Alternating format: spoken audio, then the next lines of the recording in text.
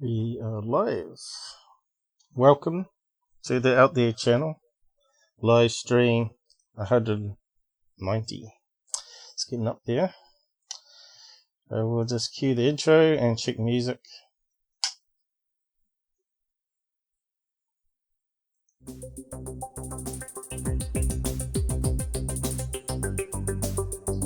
See how many join us this time.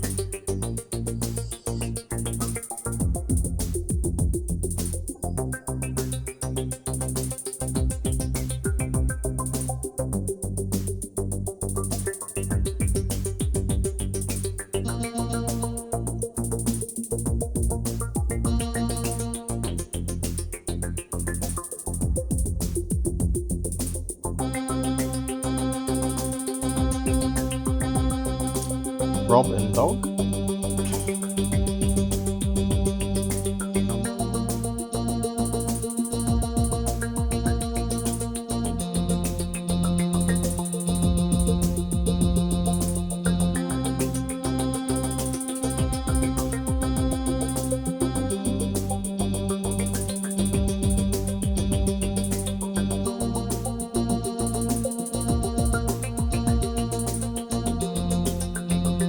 Sounds good this end.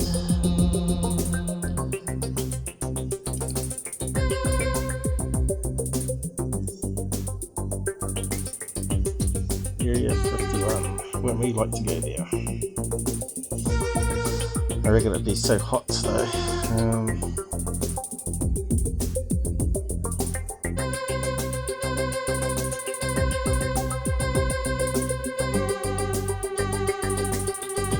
Underground bases you want to go to.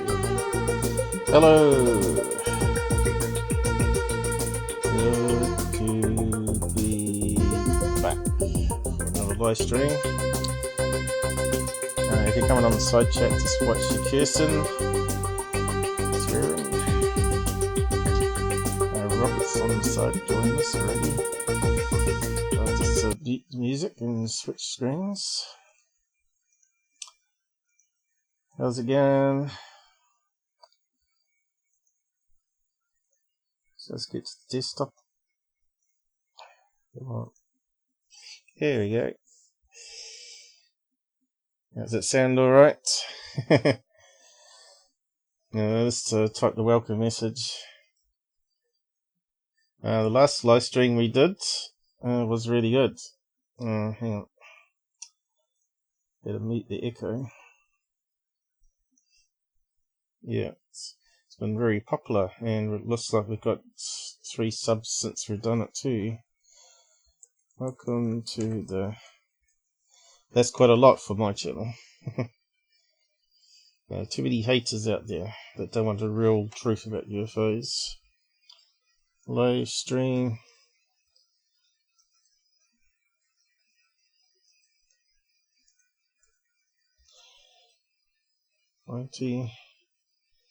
So today's about Skitty Bob recap, plus some more information about it, and basically look at UFO videos,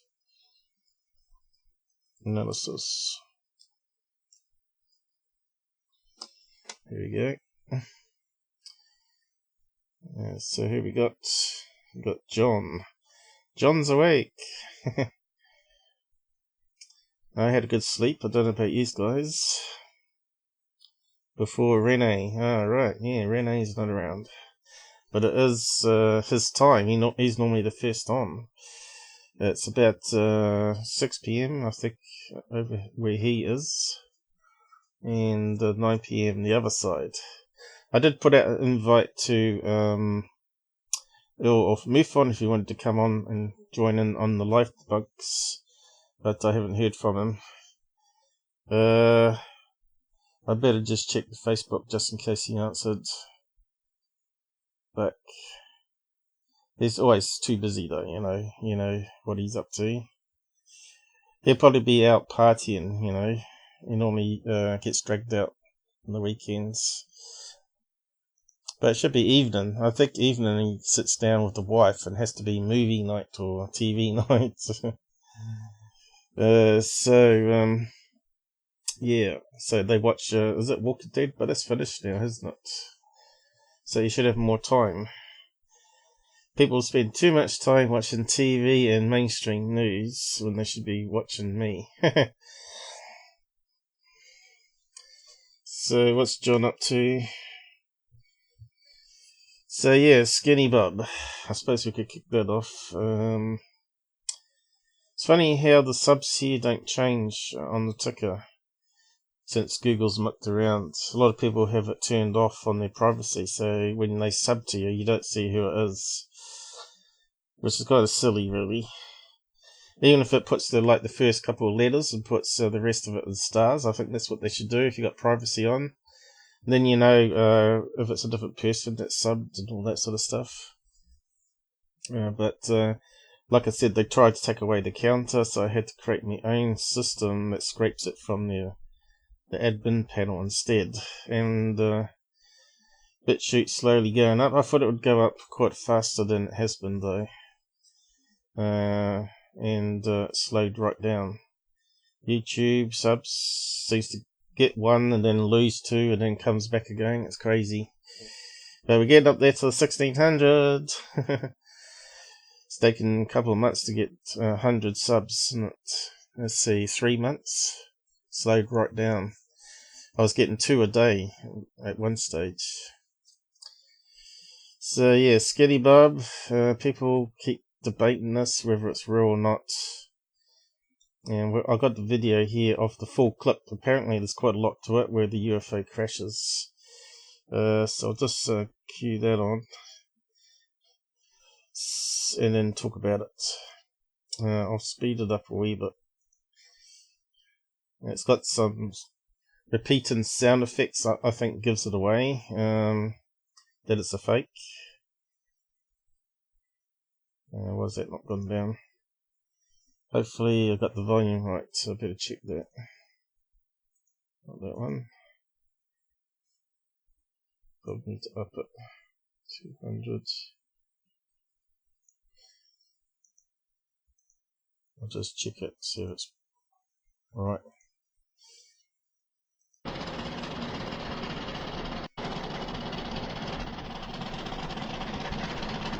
Pretty low volume on that one.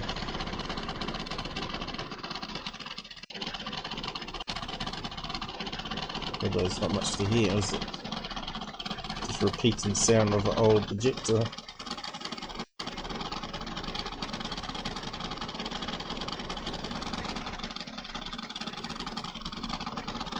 I don't know if you can see much on it. Pretty bad footage.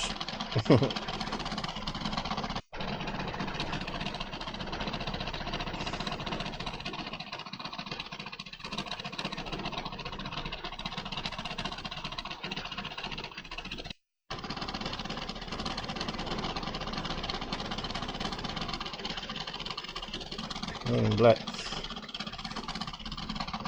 You can see he's got a what's that called? Turtleneck.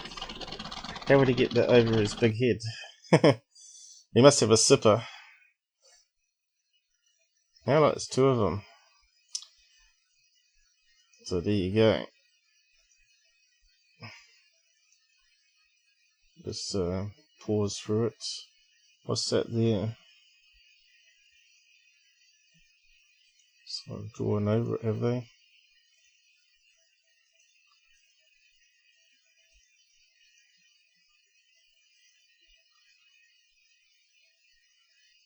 Spudcam. Back in 1940s, I guess. Why would you take it with such old camera technology?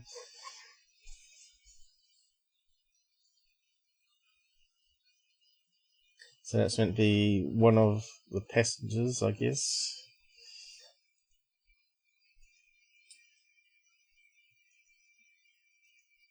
UFO's meant to be there somewhere. Oh, there. Where have we seen that before? That looks like one of those, what do you call it, kettlebottoms.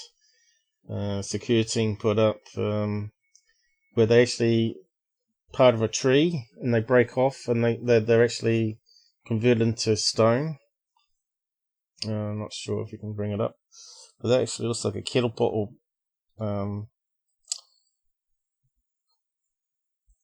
stone that you get in mining. I'll see if I can find a picture of one. And there we got that there. Coming down. Artificial scratch.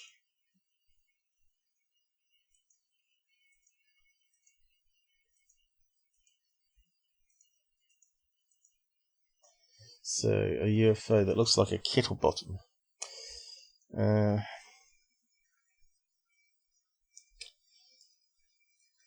know I did a live stream on it, so I've probably got some images I can pull from that. So here we go, this is a kettle bottom. It's like a petrified tree, and it turns into stone. So what happens is miners dig a tunnel, right, and they come underneath one of these petrified trees, ancient forests, and it falls down and kills them. So a chunk breaks off, and then normally they roll it out the mine, and mine roofs. And there's some pictures of them there. There's that stone I was talking about there. It's not too many pictures of them though. People didn't take pictures of them. That one looks like a tree stump there. But I just wondered if he just took a picture like that and just blurred it when he made the fake. So there's a picture of how it happens. And there's another picture of one. Looks very similar to what we saw in the footage. Where was it? There it is there. Out of focus though. But you can see it's got 3 layers, maybe 4 layers here. Which this isn't a normal UFO, is it? Normally has a plate with a single dome on top. See, that looks different there, if it's the same craft. So there's a lot of clues in this video where you can see where it's definitely been faked. Does it look like the same there? It's very hard to tell. Artificial shake added to it.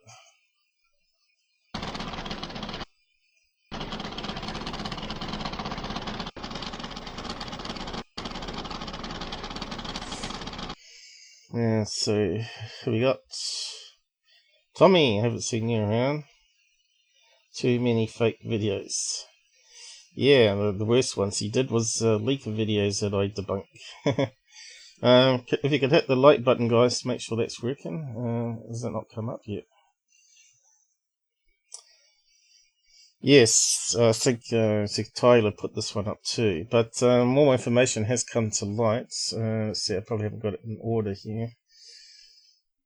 What was that one? I'll have to go over them.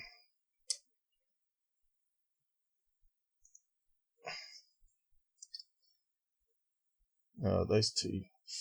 What was that one about? Oh, yeah. Get to that in a minute. Holograms. A big debate with Mick West.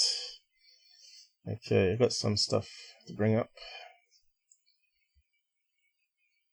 And holograms again. Oh, here we go. Well, that should be at the end, really. Okay, so here we go. Scott Brown, who runs a Facebook channel called, what's it called? In the Field. Apparently has found the person who has owned up to it, and that's the guy there in the picture. It's actually smaller when I do it that way.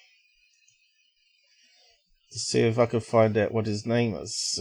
Photo of Ivan. So that's probably the one that we're playing here. Ivan 10135. He's a what's it say there? Skinny Bob alien video was uploaded by expert at 3D graphics for computer games. I thought it was a hand drawing. I've said for years that I thought it was done on a sketch pad. because I've did art myself in school. We had a teacher that could do stuff like this, and gradually move it, blink it, and it looked really realistic. They could draw anybody, basically, or cartoonize them, and create a series of frames which they can flick together, and it creates an animated sequence. So Ivan is the man behind it, and you've probably come across that name before, because if people have copied it, someone's put Ivan 0135 Skinny Bob. The infamous leaked KGB footage. I suppose he's a Russian, this Ivan guy. So I don't know if we could find him, but we could give it a try. So all those people that's arguing on groups out there and banning Robert for even saying Skinny Bob was a rendered artistic rendering, he was correct, and they were wrong. So apparently the alien had photo-sensitive eyes. Okay, fine with me. Yes. No, apparently it's just CGI. It's just really clever CGI, obviously. He put a lot of work into it. Ivan 135. Let's see. Images. Do get a picture of him. You can see it's made a lot of money for people. Oh, here we go. You might have a Facebook.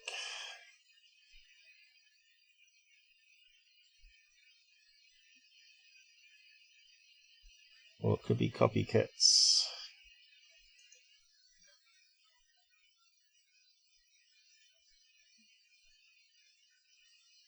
It looks like an alien hand there, though.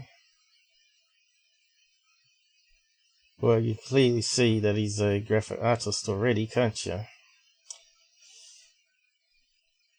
There's Skinny Bob. Seta Reticuli. So yeah, it looks like he's done some other stuff. So there you go, he's still alive. And of course it's been doing the rounds again. There was a TV series done by UFO Bros. They brought it up to what's that guy's name? Richard Doty. And he said it was a real alien. Well, this shows you can't trust anything coming out of Doty's head. He's just a disinformation agent. So whether it's based on, it looks similar to the alien he saw, he didn't say, oh, the video is definitely a fake. Didn't come from us. He didn't say anything like that on the show. He said, oh yeah, that's the alien that we've got, or blah blah blah, on the show. I can't remember exactly what he said now, but I was just so sort of struck back that they even put Skinny Bob on TV to create more UFO noise out there. I thought UFO Bros would be watching my stuff, because I've been subbed to them for a long time, and they've been following me. But it looks like they haven't been following me for 3 years, and they should have known that Skinny Bob was an artist rendering. But there you go. Got to keep up with it all. Oh, thanks for doing the like there, guys. Rob, my man, the little children may be scared.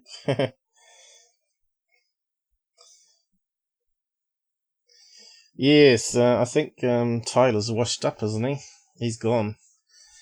His stats, when I last looked, he lost 10,000 subs in a week. That's quite a lot of subs being lost. That's like 5 times my subs, you know. And he hasn't put anything out for a month, has he? So, and his daily views are now dropped down to about 20,000, down to 5,000 a day. So and his Patreon has also dried up, I believe. It's down to about 1,200. But it's still 1200 supporting them.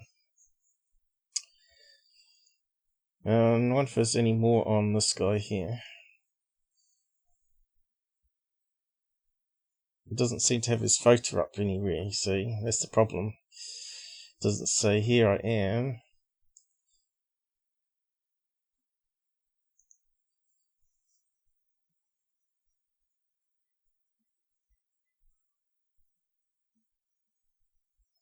See, you probably could, if you do a reverse search on one of these images, there'll probably be millions of websites that put it out there but haven't put out the truth.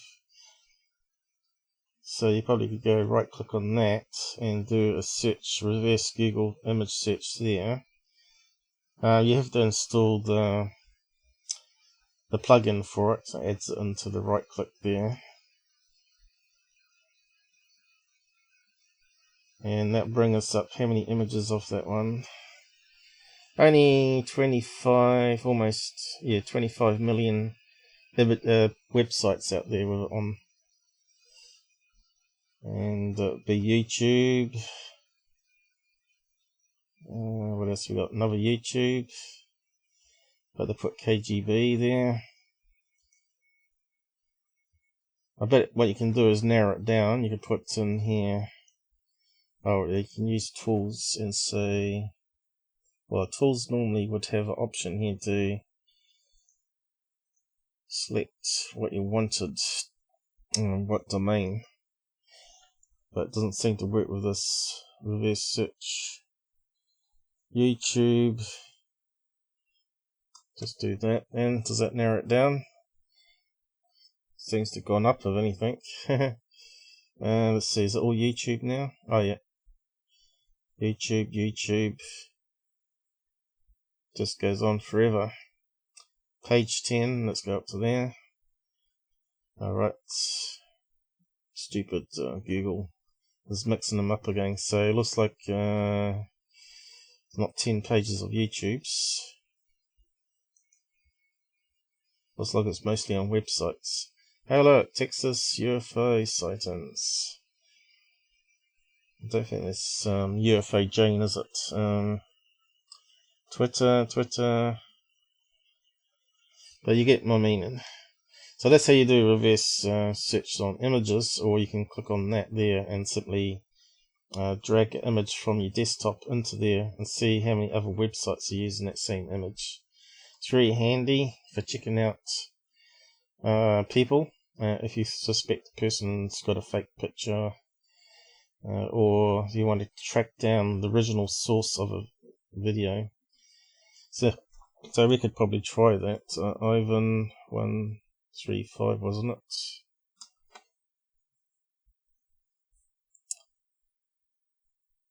There we go. So he's on there. Kaggle, wherever that is. Is he on the internet? Twitter? Can't see a Twitter. Lots of people referencing it.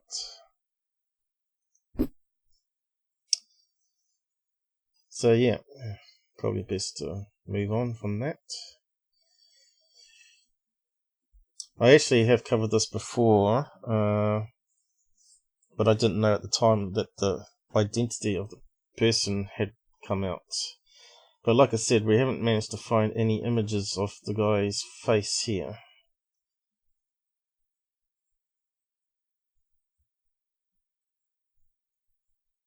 Apart from Scott finding it. He must have emailed the guy and got a face picture or something. Or found him on a graphic artist site competition or something, probably. But yeah, it's not coming up, as you can see. Anyway, enough on that one.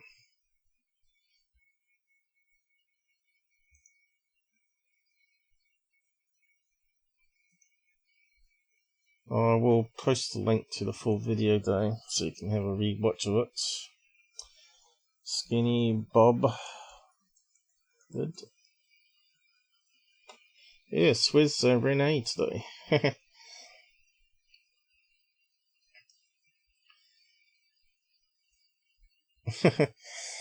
Now, no fighting in the side.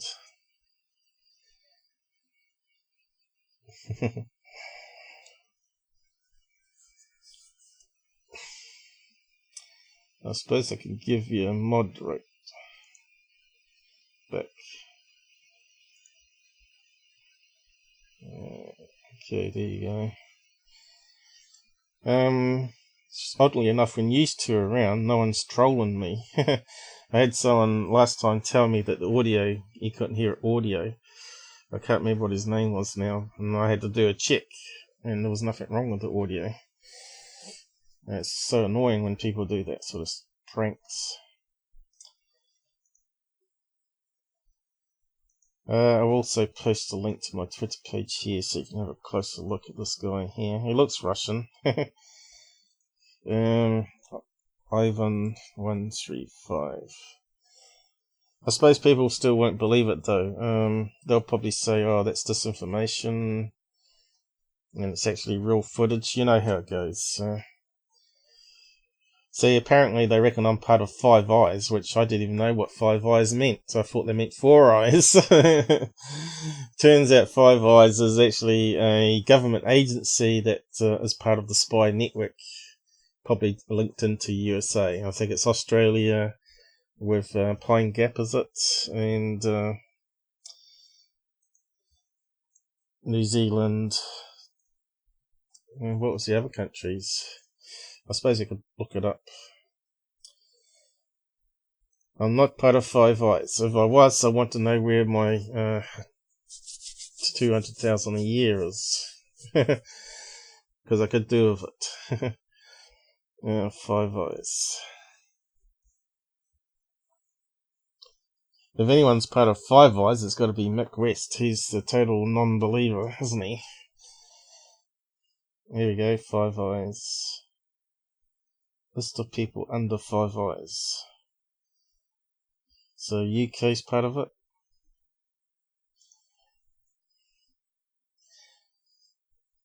There we go. Canada, New Zealand. What else we got? United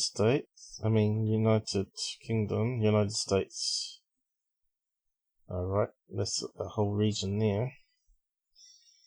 But someone said it's 15 eyes now. You must just include all countries in the world apart from Iran, Africa probably. What's it say here? Often abbreviated as FVEY, is an iPhone Intelligence Alliance comprising. We've already gone through that. So these countries are parties to the multilateral UK-USA agreement, a treaty for joint cooperation in signals intelligence. So that's why our live streams have so many troubles. So too busy trying to hack us all the time. See what we're talking about. So here's the one in New Zealand called Echelon. In the late 1990s, the existence of Echelon was discovered. Apparently it's meant to be 180 people in New Zealand that are on their list that they're constantly watching. And one of those person is that Dawson woman that we were talking about. Probably 100 live streams back where I did, what did they call it? Are We Being Spied On or something like that live stream? That was quite a good one. But anyway, if anything, I'm being watched by them. I'm not part of them. And same with Robert probably. And Earl. Same direction. Yeah, he doesn't have a sense of humour like we said last time. That UFO Jesus thing was funny as hell, I thought. Especially when Mick talked about seagulls. Because I laughed too. As soon as he said, oh, it's birds, I sort of laughed too. That gimbal video, being birds, zooming along the sea level there, without any wing flap or anything like that. Gliding along the sea current at, what was it meant to be, 300 kilometers per hour? which some birds can do. I'm not sure actually on that. I'll figure how fast was go fast object. I know they said it was like 3,000 or something, didn't they? Originally, the experts, Mick West, said it wasn't. I think Bruce Maccabee, he reanalyzed it, and he calculated the height above sea level somehow and used pixels on the screen. Looks like nothing's popping up here. Here we go. No.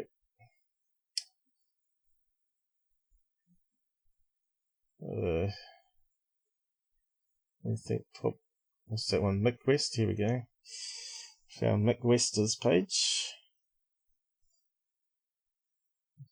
And that's not the Go Fast one. That's the other one.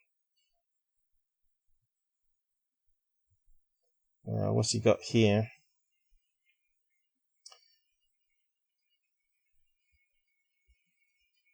Classified. So that's what he got in the post, was it? Secure delivery. Or normal post. I suppose you have to sign for it though. And that's not the Go Fast one. Here's the Go Fast one. No, that's not it. That's not Go Fast.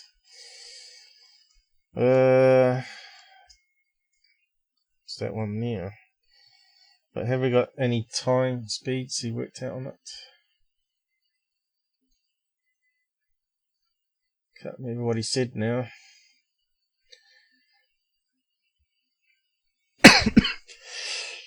Excuse me, tickle in the throat again, it's annoying.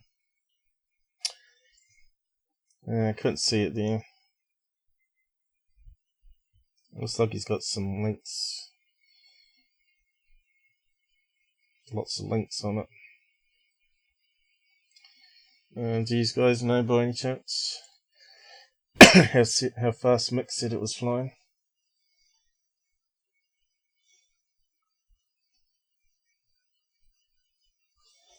I'm a skeptic, but no way would you have come out with shite. No. I can't see it being a bird. I think even the pilot said it was possibly a drone on the unidentified show. And that to me seems more realistic. It might be an unmanned pilotless drone. And when they said it moves off fast on the Tic Tac one where it changes the swing level, I think the pilots even said on the show that, oh, it's moving off fast. You know, you think the pilots wouldn't, but they even said, oh, what's happened there? Swing level change. Then they said, oh yeah, it's moving off fast. You think they would know what they're looking at and know even when it's zoomed in that it's still moving off very fast compared to the jet. Couldn't keep up with it, right? So yeah, I don't know. Mick West is kind of a bit like Phil Klass, I suppose, who we never met, but we've read a lot of his crazy debunks for Russian UFO being meteorite shower and all that sort of business. So he has got some crazy debunks out there where he's trying to fit it into his agenda that everything's got to be explained, when he can't accept that the possibility that there is alien life coming here, which I don't know why people have such trouble with it. Are they sort of growing up with a religion and they can't believe that aliens would be coming from other planets to us, and that we're the only ones around? Seems a bit ridiculous. Or aliens have been around for billions of years, and the age of the universe is probably wrong, because it's all based on the Big Bang and expansion theory. Who's to say that light travels forever, you know? It must run out of steam at some point, wouldn't it? If it's going through space, eventually it's going to run out of steam by hitting particles and all that, or going through crystals. There might be like little particles in space where the light passes through and changes the speed of it. slows it down and causes it to redshift and all that sort of business. But it might be just like a physical limit. It might be, like I said in past lives, where the universe might not actually be a square box expanding out in all different directions, but it might have curvature like a sphere, and we can't see it as a sphere, but the edge of it tapers off, and then you don't see beyond that point. But like we don't see with out to sea, where the ship suddenly goes beyond the curvature of the Earth, and you see the tip of the mask. Same thing could be out in space, where you're seeing light as far as it will come, so as far as we can see. So yeah, I don't know. There's a lot of ideas out there. Of course, if light can be bent as well, it could easily go around on a curve as well. I don't know. We need to get out and explore space. It's the only way we're going to find answers, instead of just trying to do it from where we are. Got to remember, we're moving through space at incredible speed.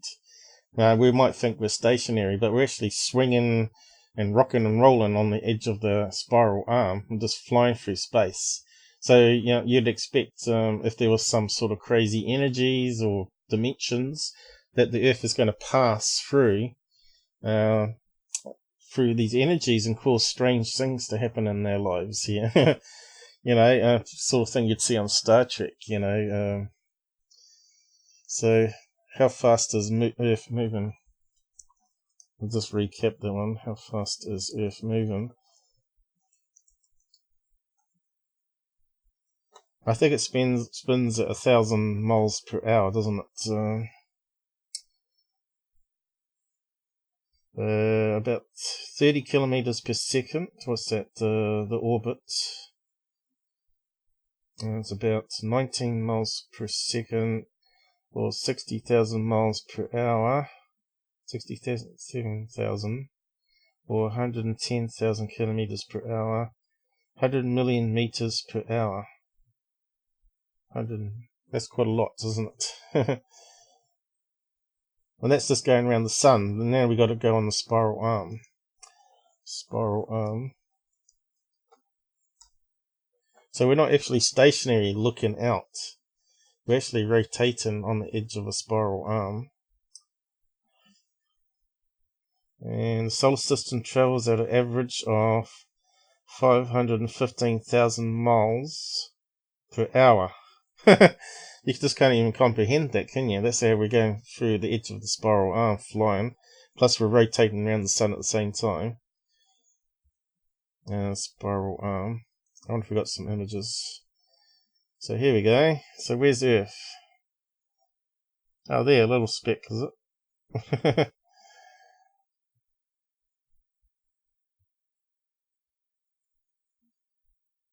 The mind boggles. So if we're actually flinging through space around here like that, we've got to be passing through all sorts of stuff, it's got to be obviously plow into stuff, right? There's got to be stuff out here that might not be moving, but gravity wise it's going to be attracted, obviously, so it should come towards spiral arm there, be sucked into it. So I can see how we might get those funny rocks that pass through space come through our solar system. Now it makes sense, doesn't it? Where you get a cigar-shaped rock coming flying through.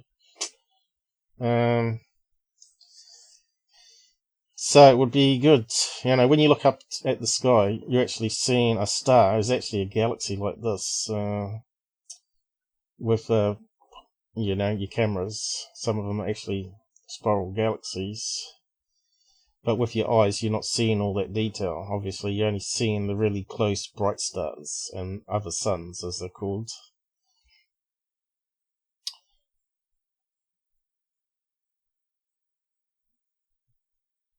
And we talked about that sun that's equivalent to 5.1 million of our suns. Is the biggest sun ever.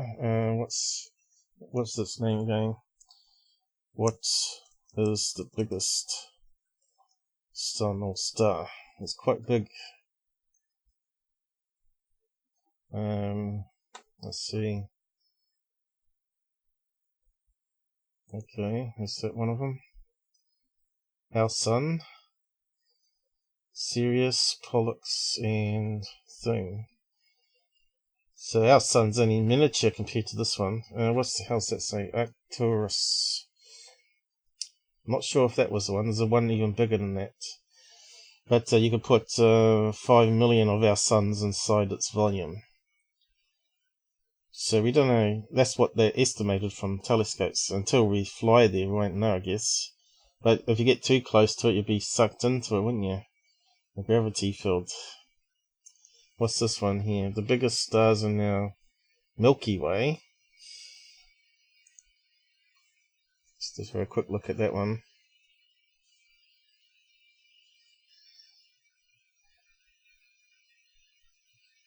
Is it going to tell us? Okay. Sirius B.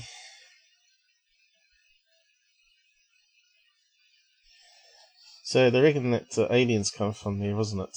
Orion. Is that the Orion? Part of Sirius B, was it?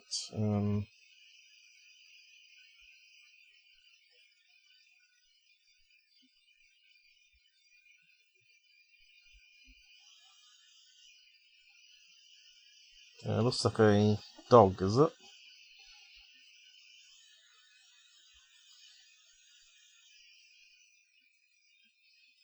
Yeah, mate.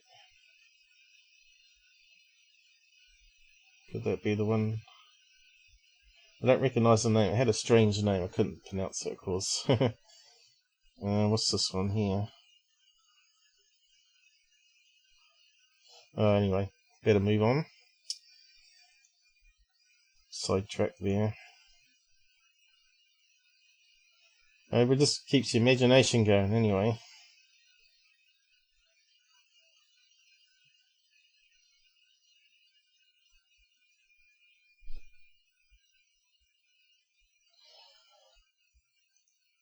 And what are these guys saying down the side? Hey Frank, how's it going? Don't remember seeing you before. Yep, we're just going to cover some more debunks and holograms and all that. I was trying to find out the speed that Mick West said the object was going at. I think he said it was under 200 miles per hour or something. But nothing's popping up, so I won't bother with it. So we have got some third phase of the moon stuff to bring up. What was that one?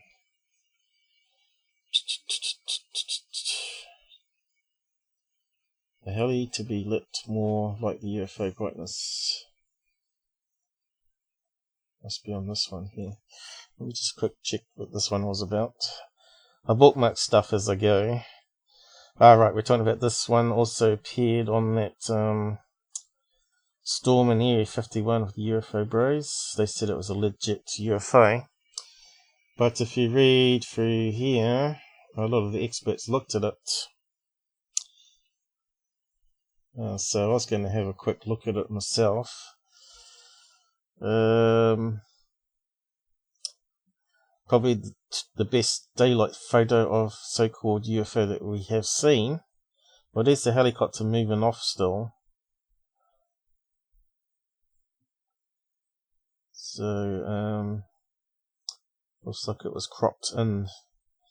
But the experts down here, which we know this guy here, is a bit of a wannabe video analysis. I wouldn't trust anything that guy says.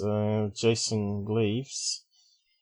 Because I've debunked pretty much everything that he's come out with. And he does these crazy filters, which doesn't add anything to it.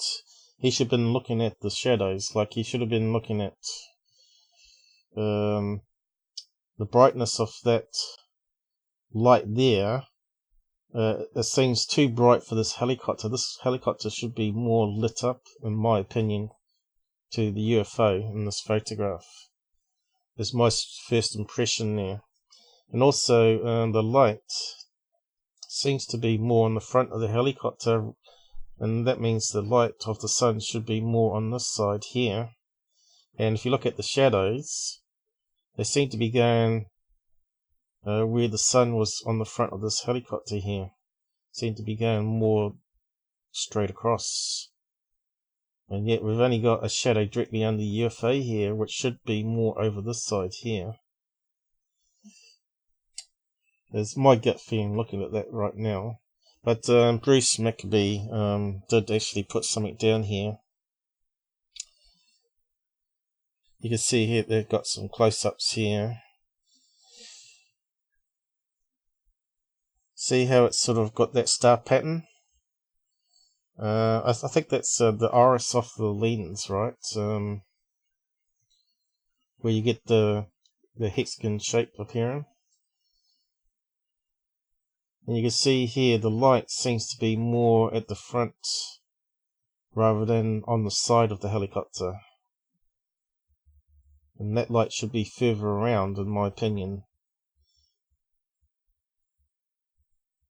But the expert said this is a small object close to the camera. There's one expert down here. Talks about that flaring. You only get that when it's really close to the lens. So someone that's more familiar with cameras might be able to recreate that with a bright object reflecting back. They might be able to take it at different distances away from a regular P1000 or something like that, and see if they can duplicate their effect. That's if I had the camera, that's probably what I'd do, and say, well, here you go, you only get that star pattern when it's 1 foot away, right, with a bright light behind. You'd probably need a spotlight to do it. Tommy T, how's it going? That's alright. So at work, you must be doing night shift there if you're in USA, because it would be about 7 p.m. over there, and it would be 10 p.m. on the other side of America. So who else we got? We got Bruce Maccabee did analysis here. Well-known expert. Mr. Maccabee received a BS, a bullshit, okay, bullshit in physics. They should write that as a BSc, lowercase c, Bachelor of Science.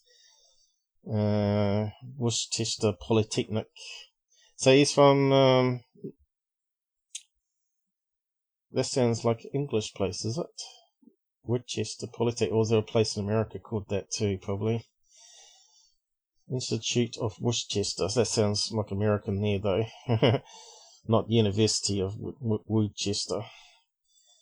Massachusetts, I guess it is. And then America University, Washington, D.C. So there was also got a Master of Science and a PhD.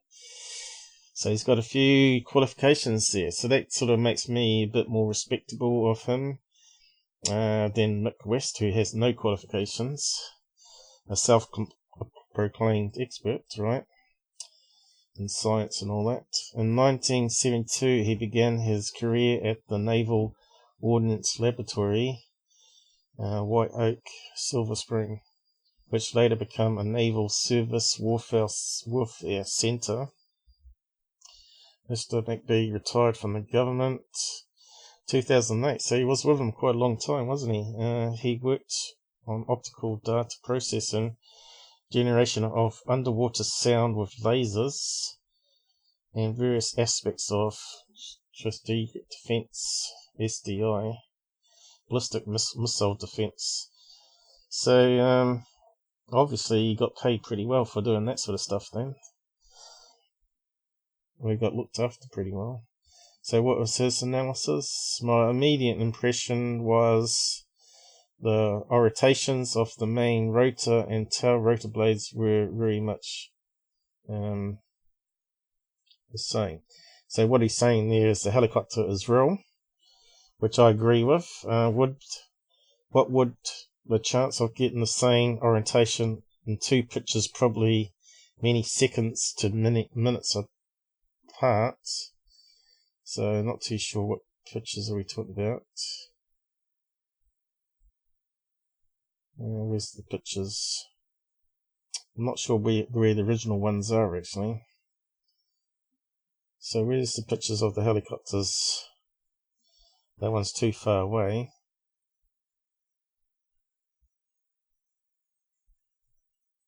It's only that one. So I don't know if there's another one. So he's saying you can see motion blur, you can see the blurred ends. And it's like blur happening there. And we've got no shadow. No shadow, no shadow. What's he talking about there?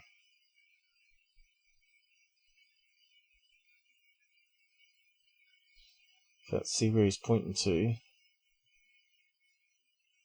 Would you get a shadow from the helicopter? Is that what he's saying? Anyway, we'll go back to the blurb. Saying what would be the chance of getting the same orientation? See the picture A and B using the position change. A and B. Where's A and B? There's A, B. So there are two pictures, but they look almost the same, right? Alright. It's moving slightly further away, is it?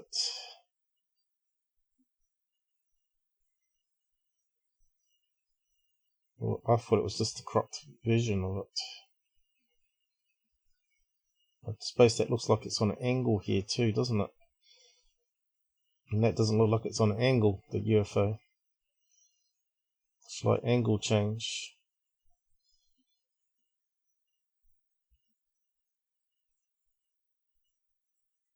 So yeah, saying the rotors look identical. If that's two separate pictures, 1 second apart, probably need to overlay it. So I think that guy up here overlaid it, didn't he? Oh no, he only did the UFOs. Need to overlay the helicopter, really. Maybe I can do that.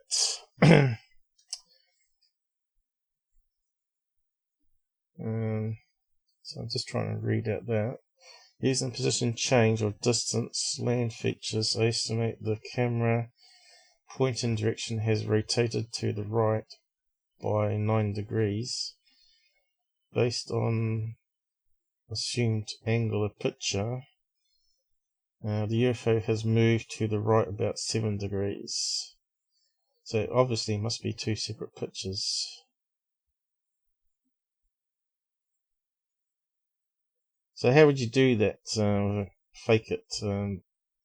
Would that be on a fishing line that you can't see?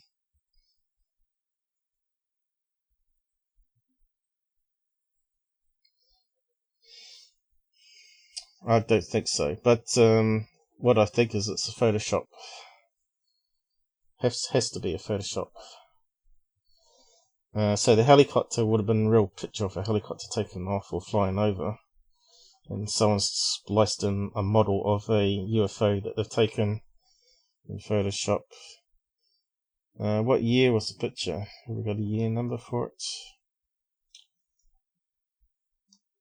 Maybe I just should read out that bit, really.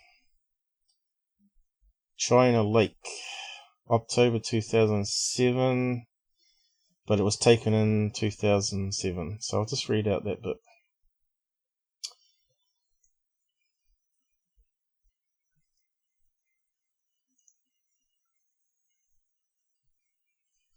In October 2017, a curious post appeared on the Facebook page about Bell's Midnight in the Desert feat Heather Wade. It showed an apparent daylight scene of a UFO in the desert with a helicopter hovering overhead. The text to accompany the photo read, "I've been holding on to these pictures for 10 years, and it's time I showed someone. I took pictures of this thing in July 2007 on out radar test range in the Mojave Desert. I've always been nervous to show anyone, but here you go." Yep. So, let's see what else he's got to say there. Then we go back to Maccabee. Why is it selecting? I someone's mowing the lawns outside, so hopefully it doesn't come through too bad. My curiosity piqued. I dropped the post of this message, whom I shall call Keith Bradshaw, real name on file, a note in a private message asking for more details. Checking the next day, the post had been removed, but Keith did reply to my private message.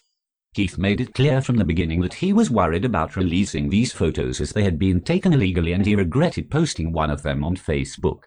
It did, however, tell me that they were taken at China Lake in California at about 11:30 a.m.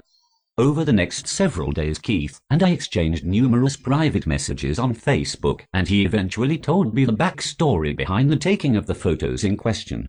He also sent me 5 photographs in total. Here is what Keith had to say. Okay, so I want to know why the helicopter's flying away from a UFO. That doesn't make any sense to me. You'd think it'd be circling it. Is that all the story? Oh, jeez, there's a lot there, isn't there?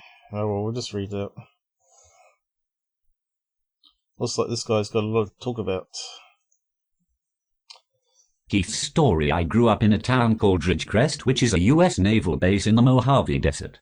As a kid, it was very easy to get onto the base, and everyone in town had passes that would allow you through the gates to get to school, swimming pools, the movie theater, etc. Everyone knew someone who worked on the base, so you would get to know where the different parts of the base were.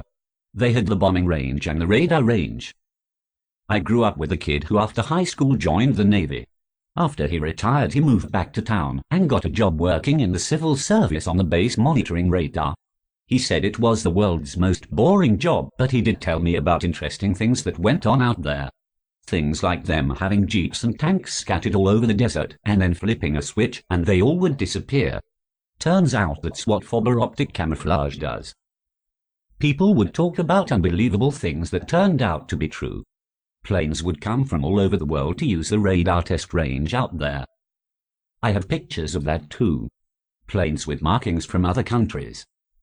While I was in between jobs in 2007, I went back to town to visit some of my old friends. While I was in town, I stopped by this friend's house, and after a few drinks he started telling me how that week he had been monitoring a flying saucer. When I asked him how he knew that's what it was, he told me first of all, in all the years he had been doing that job, he never had 2 generals and 3 other men with top security clearance recording and watching everything he did. He explained how it was very simple. There were 2 signals on the radar screen. One would appear very low in altitude, go up to a certain higher altitude and then click off. There would be a countdown for a certain amount of time, 5, 4, 3, 2, 1, and then it would click back on. When this happened the first time, the people in the room got very excited. The object on his screen would lower in altitude until it was no longer on the radar, move to a different position, and repeat the same thing over and over at different altitudes. All the while, the other signal on the radar screen would remain constant. Curious as to what it was he was monitoring, he asked around. People that he knew who physically worked on the radar range and would see what was out there told him that, believe it or not, it was a flying saucer. They described it as being shiny like a mirror and smooth like glass all over, inside and out. It had no doors or windows, only a hole cut in the top. I got the idea that the hole had jagged edges like it was cut with something. They described the inside as only having 3 small seats surrounded by a bird nest of fiber optic cable. The seats were molded out of the floor rather than attached to the floor. This thing was one piece with no seams Sounds anywhere. Like Keep in mind that description is just a rumor as to what it was like. He didn't actually see it himself, he was just told that's what it was. Being in between jobs and having nothing to do, the next day I made my way out there.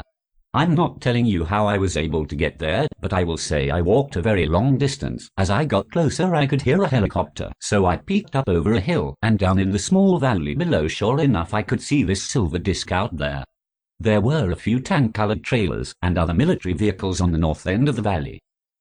This thing would wobble along close to the ground, very unstable. I don't believe anyone could have been riding on the inside but got the idea that helicopter was remotely controlling it. It was very wobbly as it moved along close to the ground, and then it would freeze in position, go up to a certain height, and sit there for a few minutes perfectly still.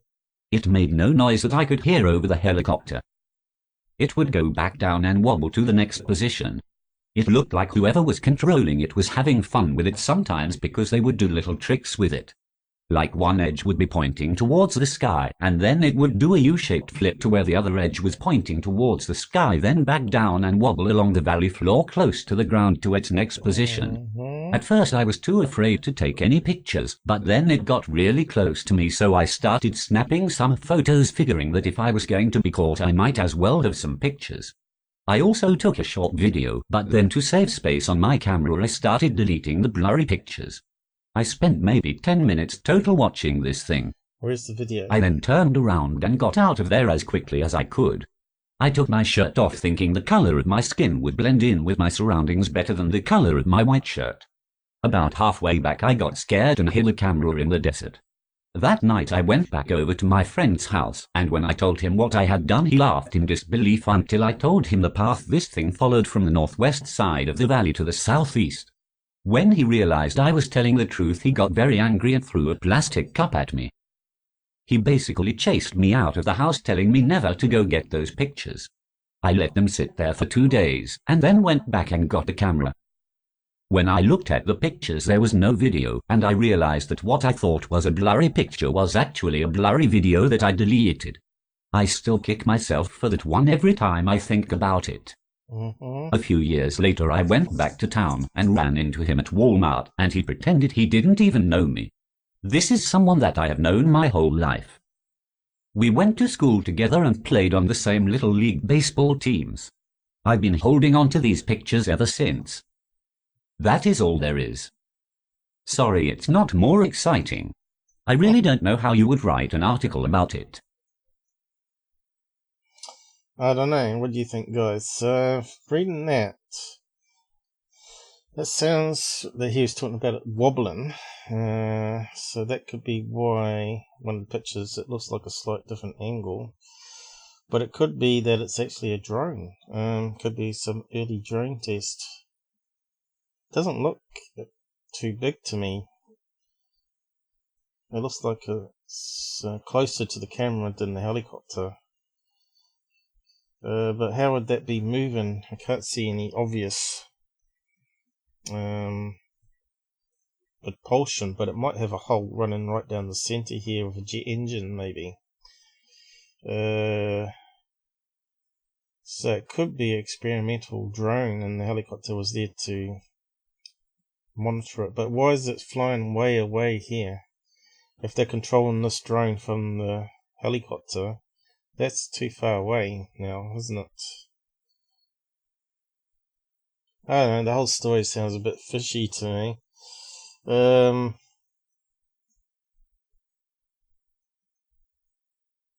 Is it actually changing position there, coming back around? Looks like it's flying away, doesn't it? And we can see the back end.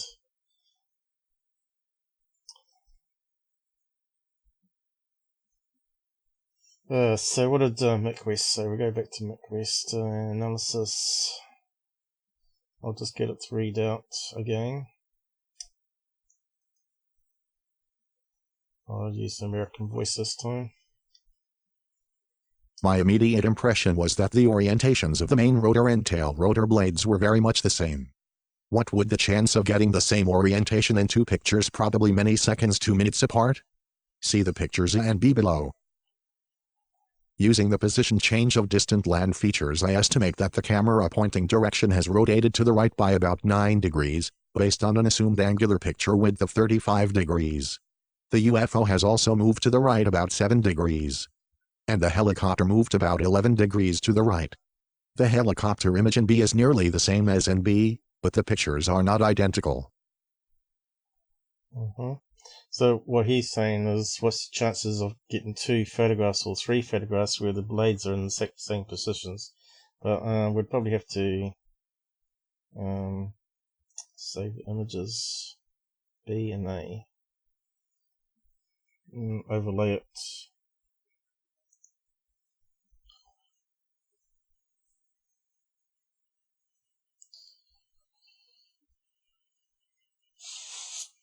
We lost everybody. Who's there? John, Robert. I think everybody's at work, they said, wasn't it?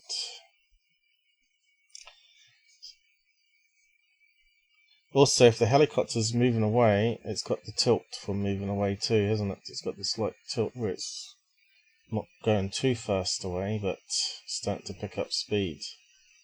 Definitely looks like a different angle there. So, let's put it through the editor.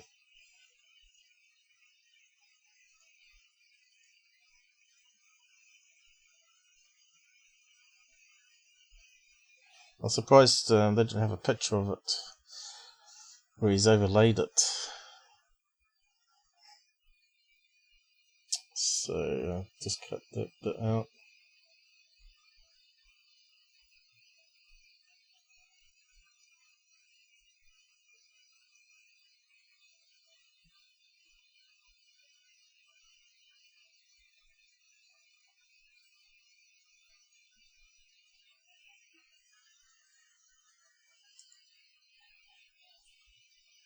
So you can definitely see if it's going to, where the sudden reflection is.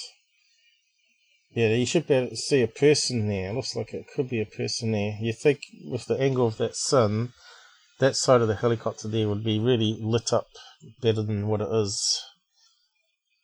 So where's the other one?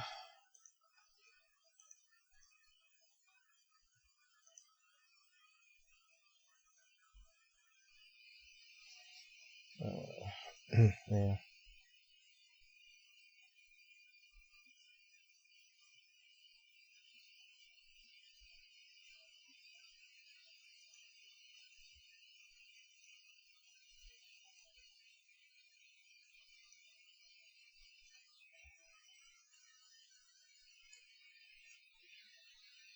Well, it's definitely changed angles, hasn't it?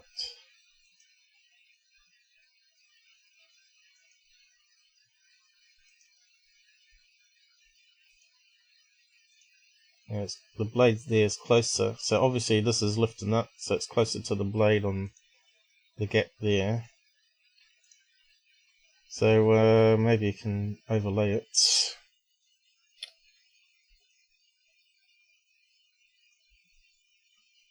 and scale it up. Oh, where's the handles gone? Skinny helicopter.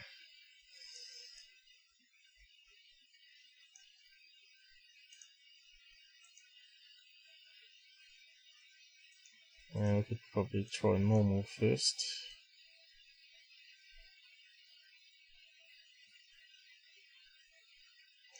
I'll try some of the other ones. Lighten. No. Darken.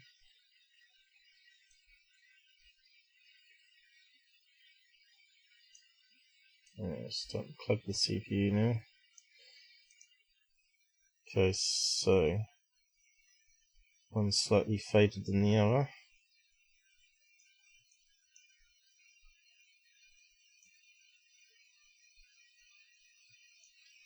Try and resize it the same. Where's the handle gone?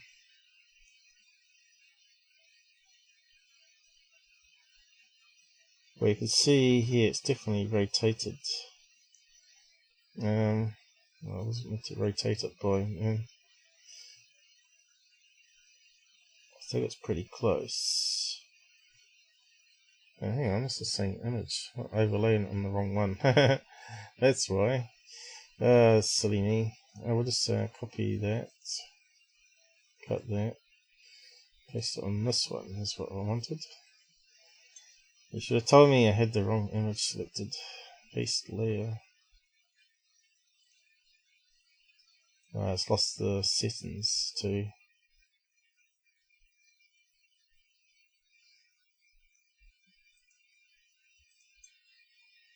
It's not perfect. What did I have selected? Darken, wasn't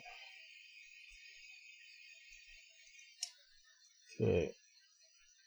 There you go. Definitely the blades have changed. It's a bit easier to see now. I think it's a wee bit too fat. Let's go up a wee bit.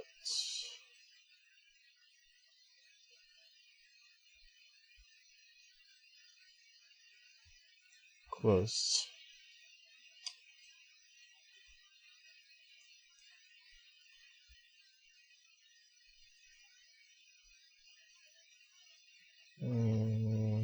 Is this thing, yeah. Probably need to expand it a wee bit.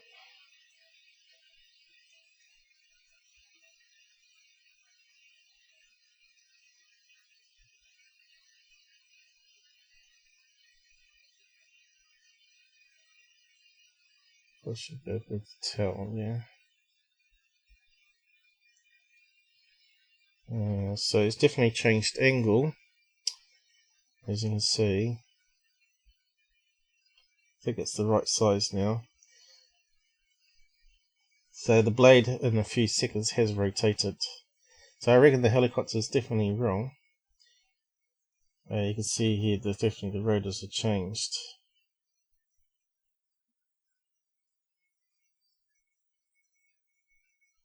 Two photos close together there. So what's Maccabee going on about? So that's not suspicious. It matches up for being a real image, a real object.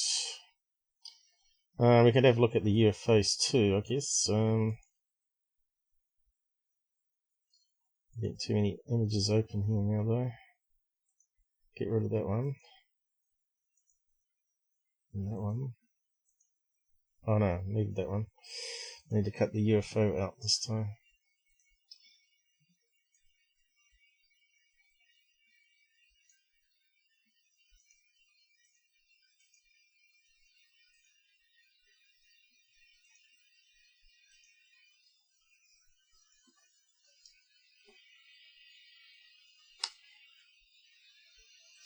See, to me, that shadow here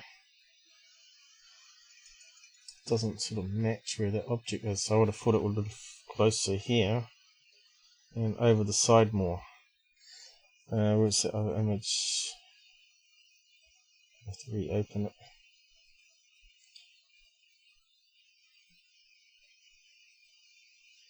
And here, I think it's tilted. And where's the shadow gone? No shadow, no shadow.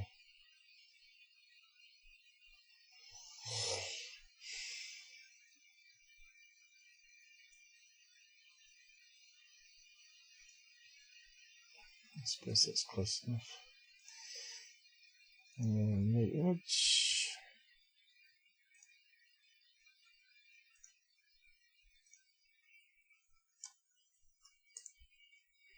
There you go, it's on an angle.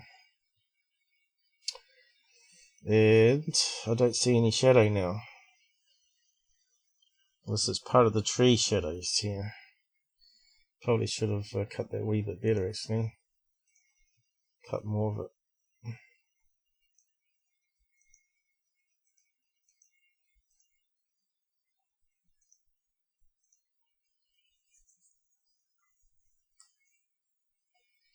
Okay, so where's the shadow?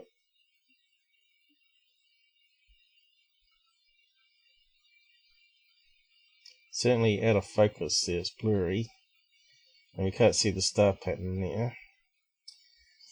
But I suppose if you put it through enhancements, it'll come out.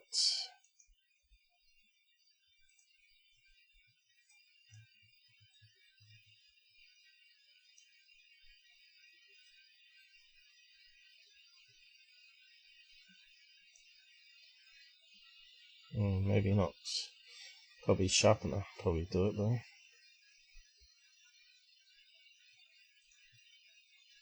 But yeah, definitely lacking shadow there compared to the other snap. We've got the power lines in the background here. And where's the power lines gone here? They seem further away. So probably have to zoom in a bit. Power lines, can't see it in that clip here. Paul, you're exceptional at what you do. Hey, thanks mate. I'm just doing the obvious stuff, you know, overlaying. Anyone can do it. So let's overlay this one with the other one.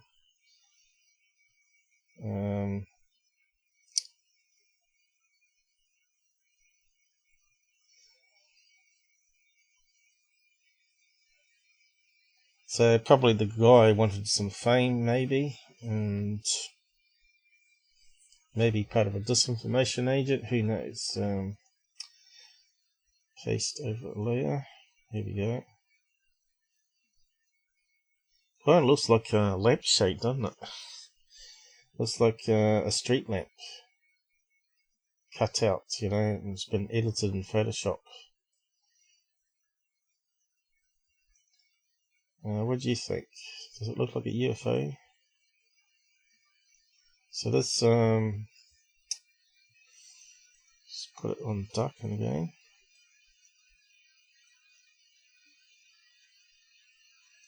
It's not showing up as good. He says definitely moved. We might have to try a different property here. Try that.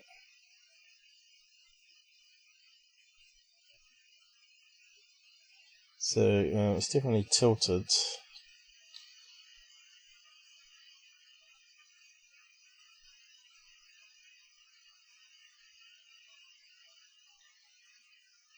Not by much though. Slight angle there. But what my problem is that light source there. So if we go back to the original thing, let's see, scale it up.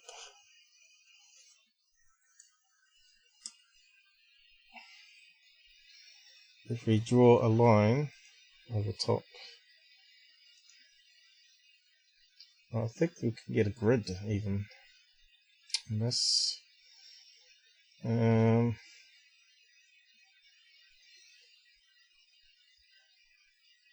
But the light source would be there, slightly out there. Try to do it with a mouse. And then we want to probably overlay the helicopter there. So I'd expect, how can we do this on graphics?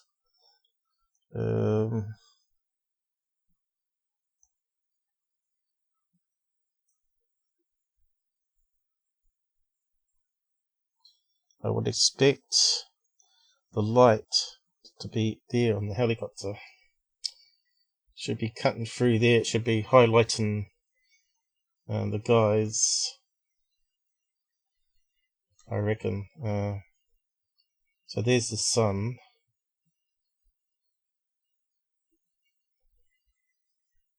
Probably slightly further along there. So I would expect this light to be about there. Be the same. Probably should have drawn a trapezoid or something like this thing here. Where is it? That one there, probably. And flip it. There we go. There we go, there we go, there we go. Is it right angle though? I suppose that should give you an idea where we expect the light to fall, right? Should be almost at the side of the cockpit window there, and where the opening is. So I'd expect it to be like a blob.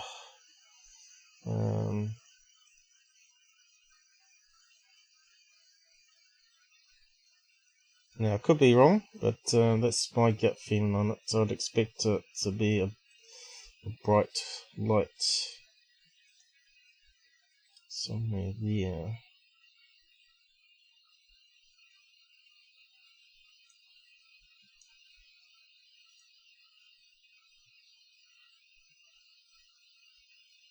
With it going to the sun.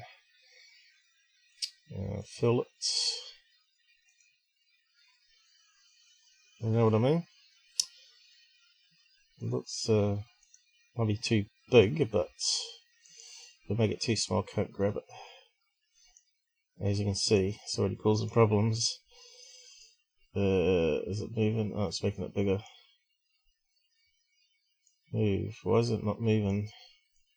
Oh, it's drawn another one. Stuffed up.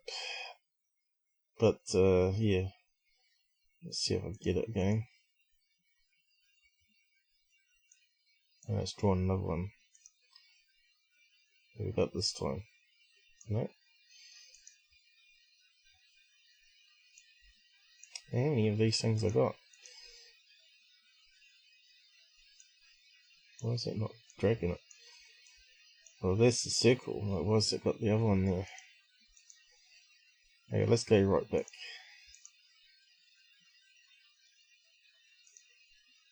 Okay, maybe this time.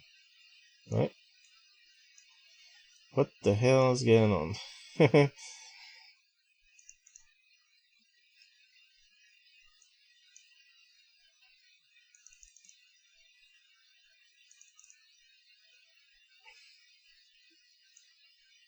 Hey, we finally got it. Now let's see. The size is too big though.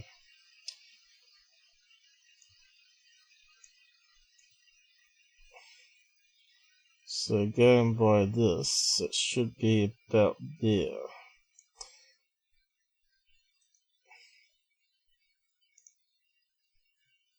Right, so it should be sun brighten it there. But anyway, it's probably beyond my limits of skill now. So you either agree with me or you don't. How's it going down the side? Oh, we got Renee. How's it going? What's Robert got here? It's odd looking and mysterious. Definitely the supernatural.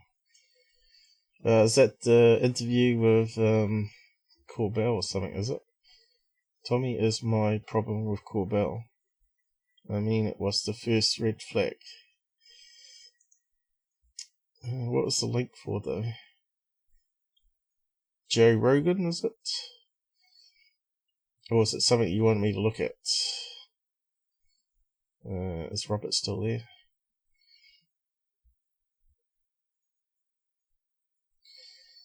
Okay. So, let's go back to the story. And read out that bit for Maccabee. And what's he saying here? Carry on. So, to me, the helicopter's real. The UFO, I don't think we've got enough information there, but the shadow's a wee bit suspect in my book. Whether it's been photoshopped in.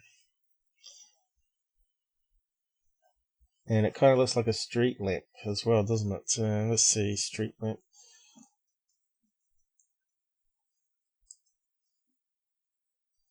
There's probably all sorts of different street lamps.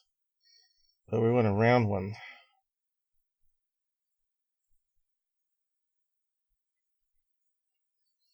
We want ones in America. Really? What state did he say it was in? China. What's that, Arizona? Street lamp, round. Where is it? Nevada? Nevada. Okay. Here's one. It's not that one.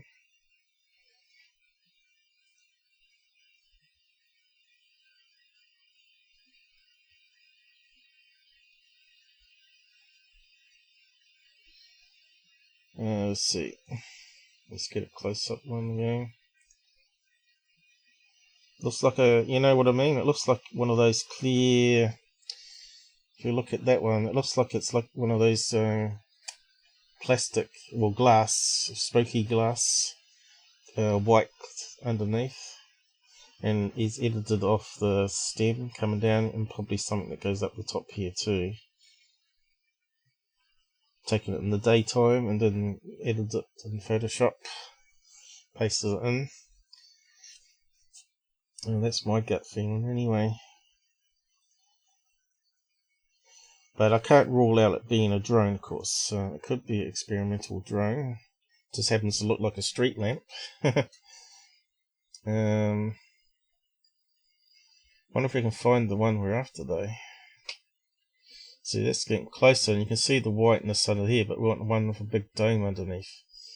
And if you crop that off at the top and the side, you got yourself a UFO.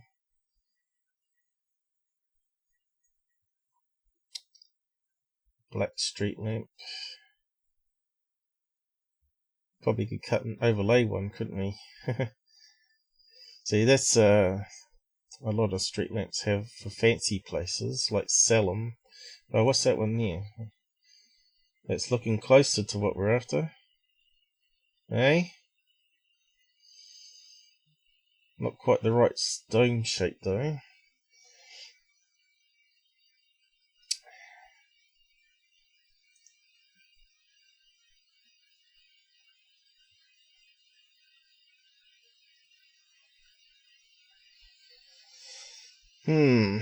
Yes. You can see you can spend a lot of time on this sort of stuff, analysing.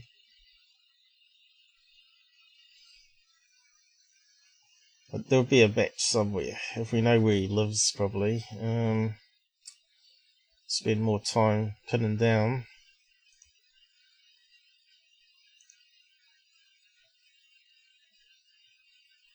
Here we go.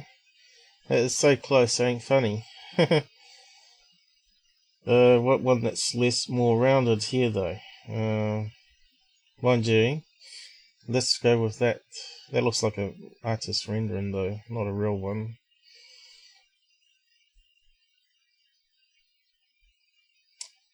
Yeah, that's what we want, but we want a real picture.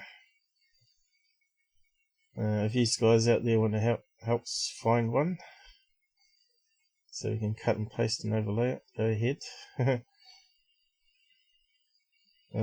Definitely it's supernatural. I've seen this before.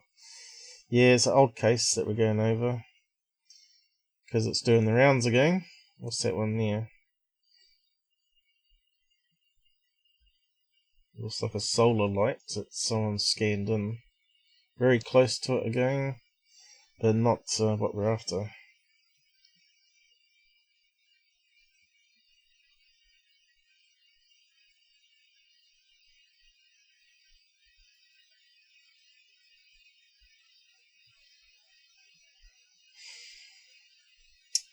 That's what we spend most of the time looking for, pattern matching.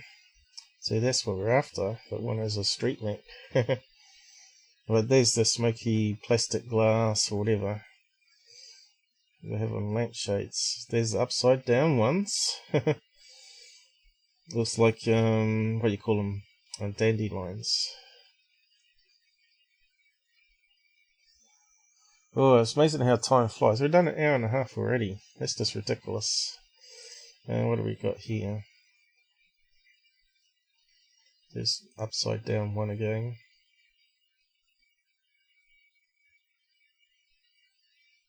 I'm surprised none of the experts like Maccabee had pointed out it looks very similar to a street lamp. It's just the way my mind works. So I kind of look, if you're going to fake it, how would you do it? And you know that a lot of the fakes in the past have used light bulbs and light shades.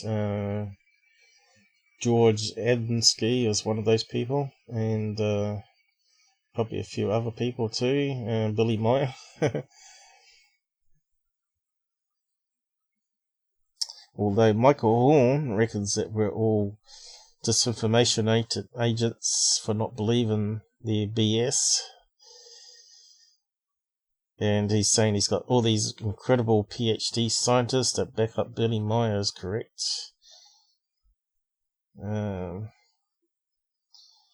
But as we know, not all scientists are comparable. And not all of them are... here we go. It's a single little tiny bulb in the middle, bugger. Not all of them have the right skill sets, you know. They don't have the skeptical thinking as well. I must have gone past one that would have worked, probably. But I suppose you could use that and scale it down and play around with it. Save image.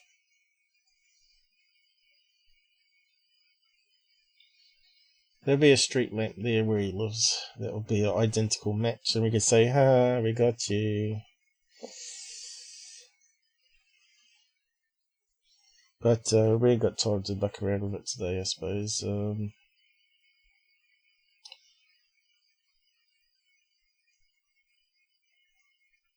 That's the lampshade.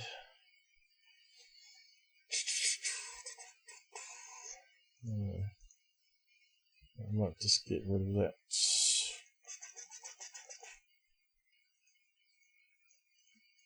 Oh,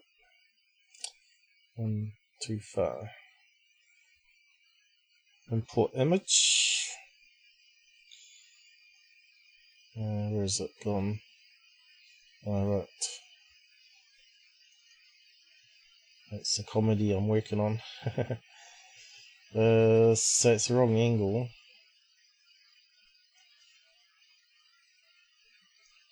But you could easily put something like that in there, right? And you could probably change the rotation. Oh, not that way.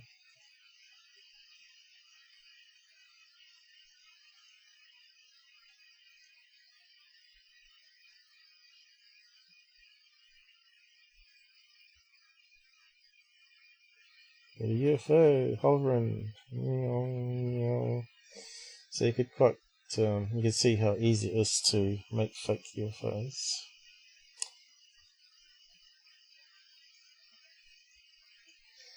But yeah, it's not the right one.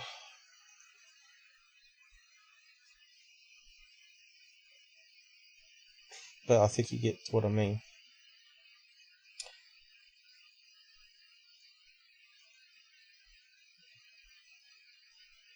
Cut around it.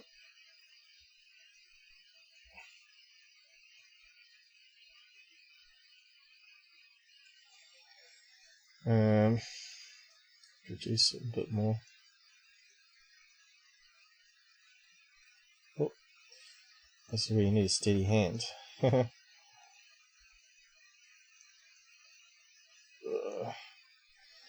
Wrong again.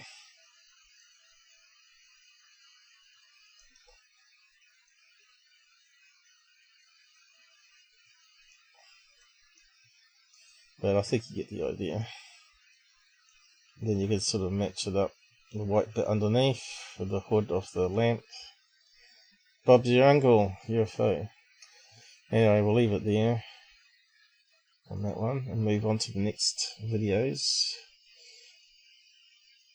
I think Robert's gone. He's left out there.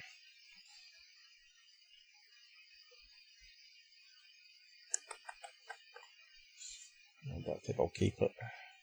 Normally I save the images in case I want to refer back to them. But I suppose I could redo it if I needed to.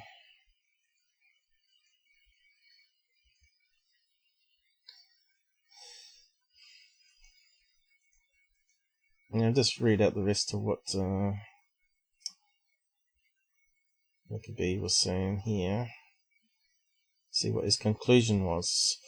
So I think he said it was possibly a drone, but I believe it's just a Photoshop.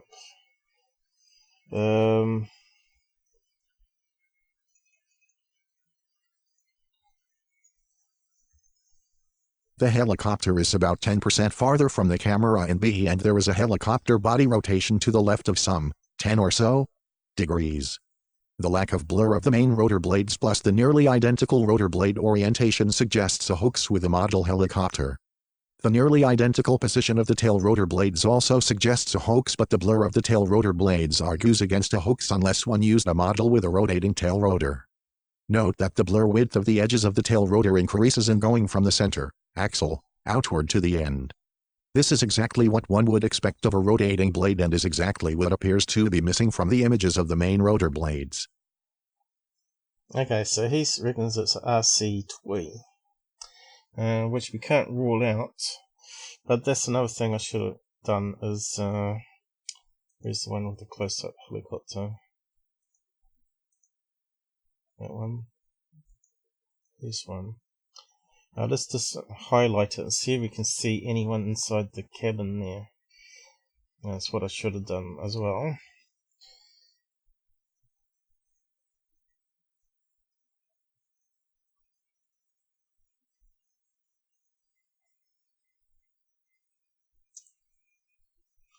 Oh, bugger. Slip of the mouse, and it got the wrong option. Size.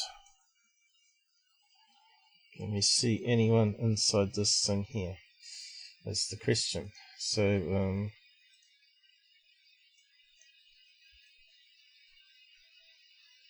can highlight it. I think I can see a person there, but we might have to zoom in even further. Try color swap.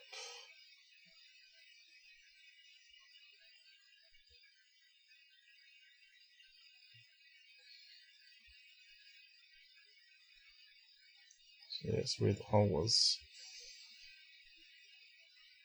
That's where I'd expect. Also where the light should be was about there. Just on the edge between cockpit. Color swap's not working for us. It looks like there's something in the middle there though. So could that be like a man hanging out on the side? Just not enough detail, is there? Let's see if we can zoom in a bit more on just on the cabin bay.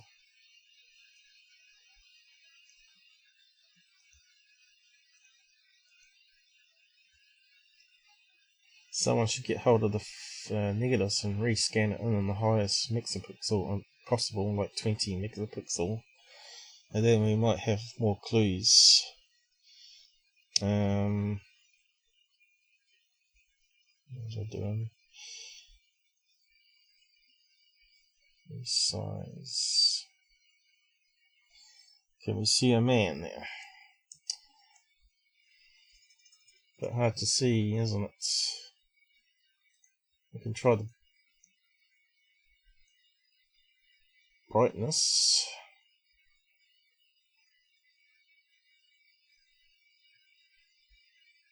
Looks like there's someone standing there and one there maybe. But yeah. Need a bit of imagination, I think. Does look like a man there. Two men in helmets. Would you have that on a model RC helicopter? I suppose it's possible.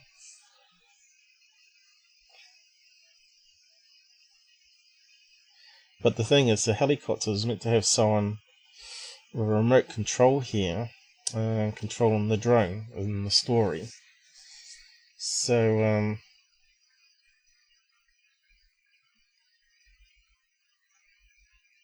definitely looks like there's something inside. It's not all black, you see. I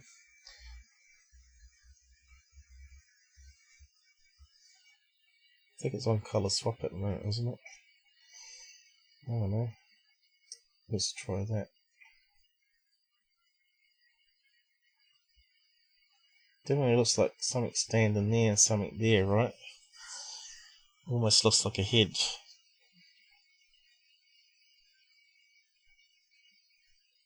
Definitely something in there. It's not all black. I think it's a real helicopter myself. I think Maccabee is wrong.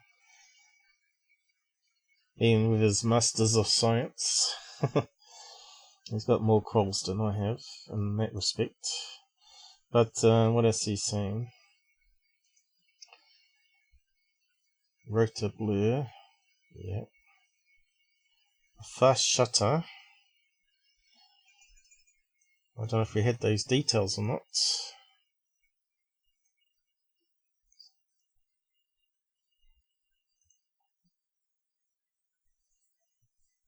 Fast shutter, very short exposure time, can stop a moving object so that it moves very little during the exposure time. Therefore, if one could establish that the exposure time was short enough to effectively stop the motion of the main rotor while not being fast enough to stop a much faster tail rotor, one could explain this situation. How fast would the shutter have to be? That depends upon the rotor rate and radius, distance of the end from the axle. Consider, for example, a rotor rate of 360 revolutions per minute or 6/sec. The outer end of the rotor travels at 6 times 2 pi radians per second equals 37.7 radians/sec. Assume a radius of 15 feet. The outer end of a blade is traveling at 37.7 x 15 equals 565 ft/second equals 6,786 inches/sec. Assume the blade is 1 foot wide at the outer end. To avoid noticeable motion blur, the blade should move less than 1/10 its width or less than about 1 inch during the shutter time. So, what is this shutter time needed to register the image of the blade without noticeable blur? The answer is 1/6786 seconds/inch, x 1 inch equals 0.000147 seconds, much faster than any typical video camera shutter. Well, not at the moment, it's not. 2007, not sure what the maximum shutter speed they had back then, but they go over 1/8000 at the moment. So, let's see if that's true. What's the maximum shutter speed of digital? Is that a digital camera or a regular camera? That's the thing as well. I don't know. Camera back in 2007. I wonder if it'll tell us.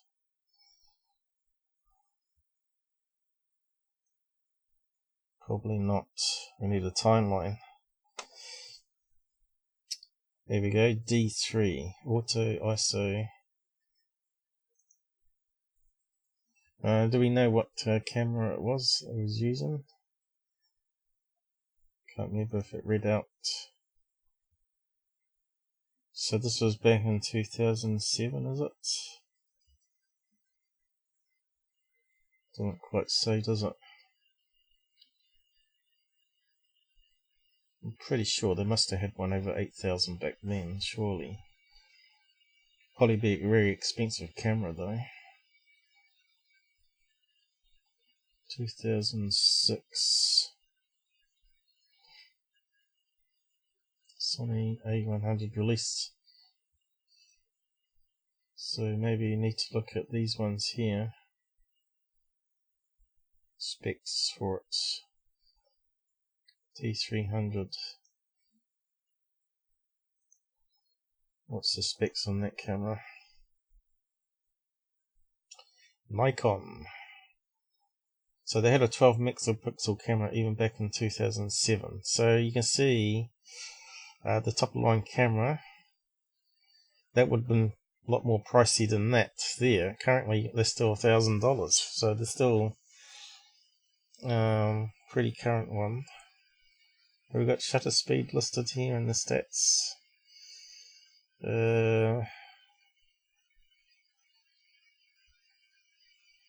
It's got to be able to do 800 surely. 8,000 I mean, 1/8000.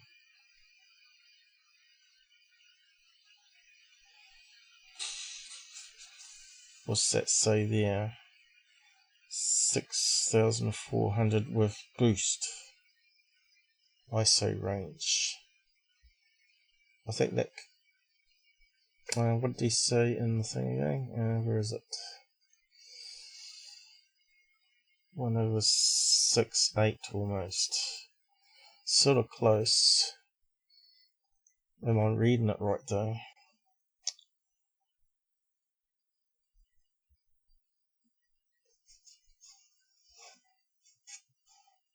Speed. Exclusive speed image processing.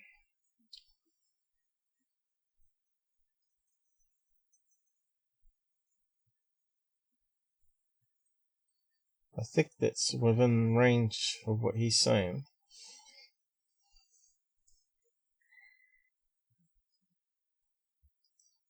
So he might be wrong. Although it wasn't really good breakdown though, was it?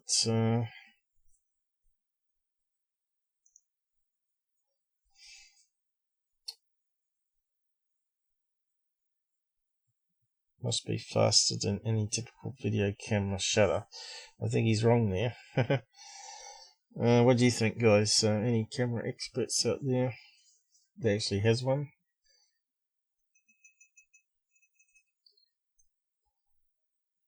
I think it's very possible to have a top-of-line camera that could do it. Did he say at all what camera he had?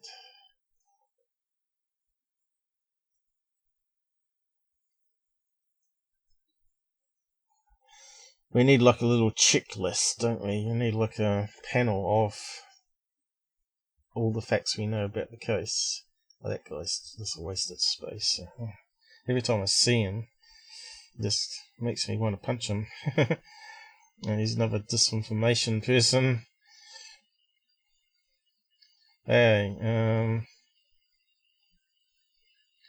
nothing about the camera, was there? From what I read, that we read out before.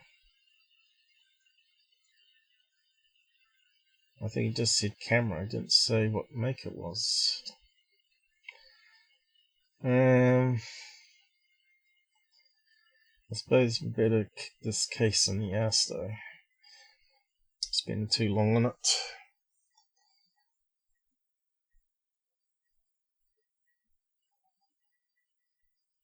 So why is no one listing the camera specs? I don't even know who this guy is. He looks a bit like Mark D'Antonio.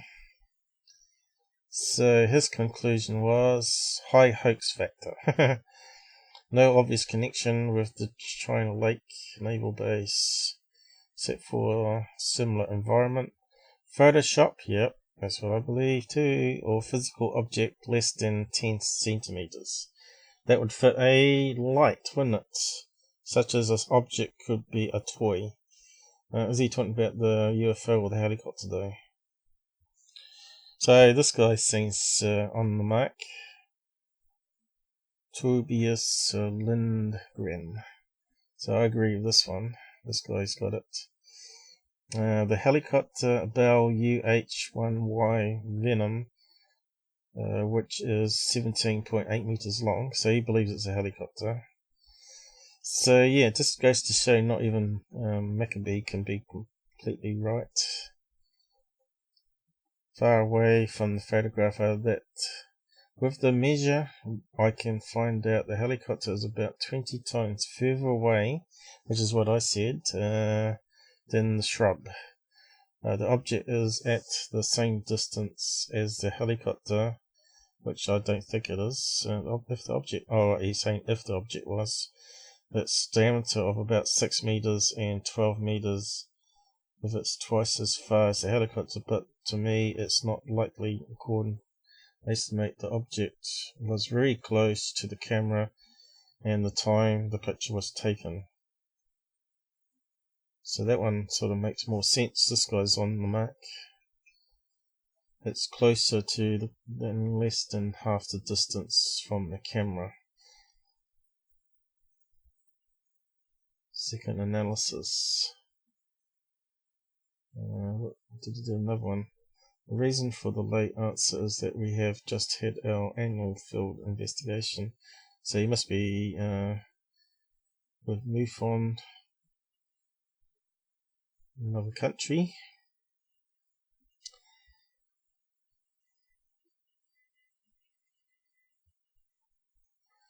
Brazil. Helicopter Israel, yep. Reflection of the sun object does not correspond with the position of the sun observed in the shade of the vegetation. Well, I would have said it doesn't match where it's meant to be hitting on the helicopter. All images are without exit if, so they must have had access to the real images. So that means that they've been photoshopped, right? Especially if it's one of those high-end cameras that would have all that information embedded. What are these photographs? Let's see, what does he say? As yet, the photographer does not want his identity, within which is something I have honoured here, but I do have his name on file. Perhaps the photographer will offer more information which will allow us to determine one way or the other the authenticity of the photographs. Until then, I think it's only fair to say that the jury is still out. Are these photographs fake or genuine?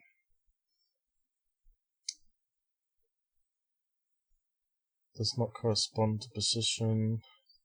So I like how this guy did bullets. Saves a lot of reading, doesn't it? Sweden, so he's in Sweden.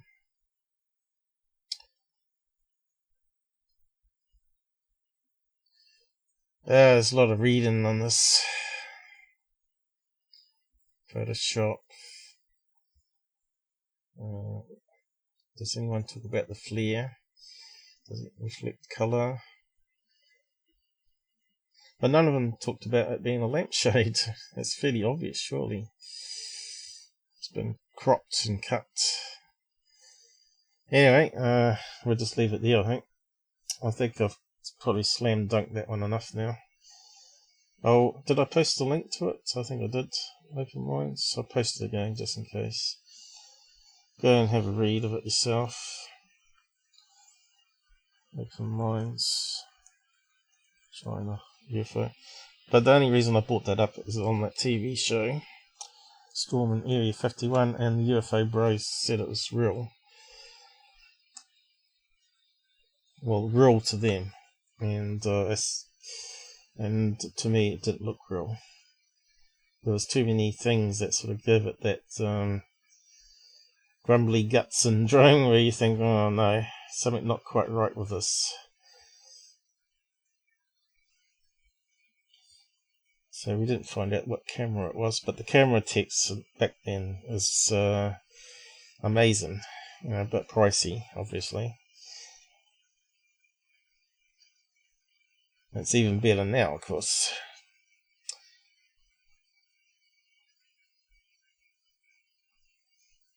So where do we get to on here?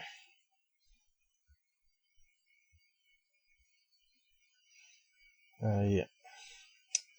Suppose I could debunk them, but I might have a look at. So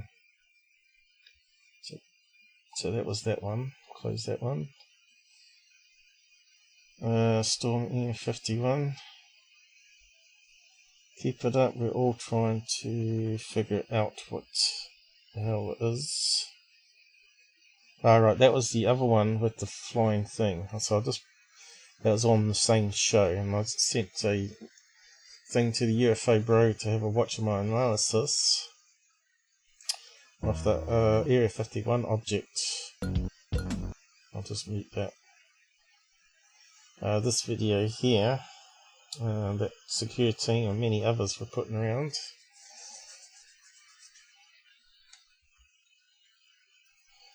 We'll post the link to the Twitter page so you can have a look yourself.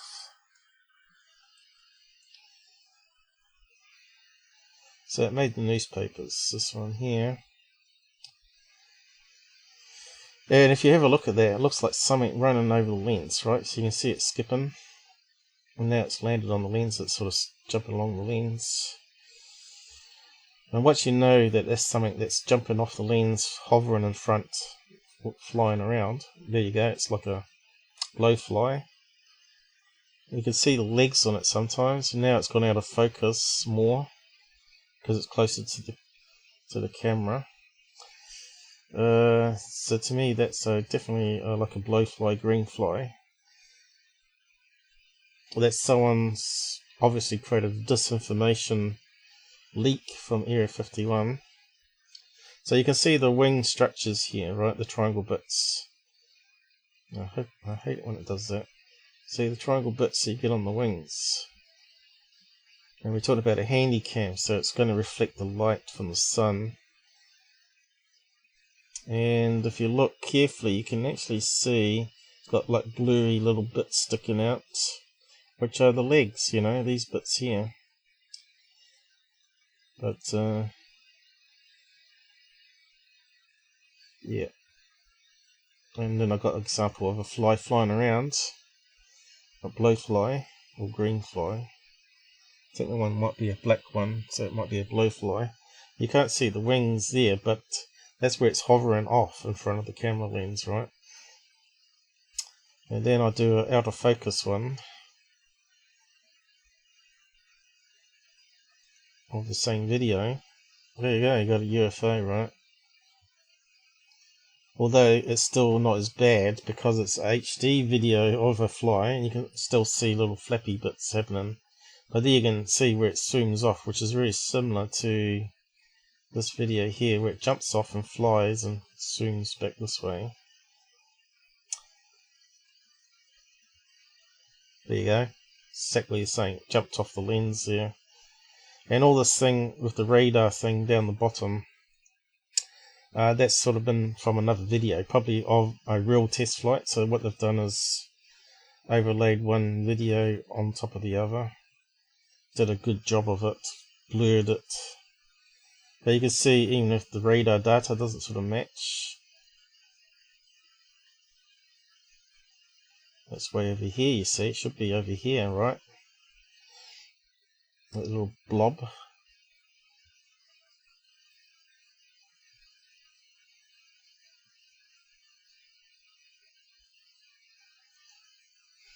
Go out and film a fly and see how close it is to the Area 51 UFO video. So that was on that show too, claiming it was real footage. Yeah. So that brings us to these guys, but I'll maybe come back to them. The UFO Seekers hologram stuff. How are we going for time? 2 hours. Oh, maybe I can do them. So apparently these guys submit it to newspapers, right, to try and build up their channel. These guys. He's at what, 280,000 subs now? So he's claiming this thing he filmed in the sky, which is like a few pixels zoomed in, is a UFO or triangle craft. But if you sharpen that, straight away I'm seeing it looks like a bird with the wings gliding out. And it almost looks like feathers on the end there. And it looks like a fat body of a bird looking down, like an eagle or something like that. So if we scroll down here further, alleged, was intercepted by 2 Air Force jets, F-16s, but it's probably a bird, so they've said it's a bird here. And there's the F-16 in the picture here, and the bird's way above here. Obviously the jet's further away, that's closest to us in the camera, and it's a smaller object to obviously the plane.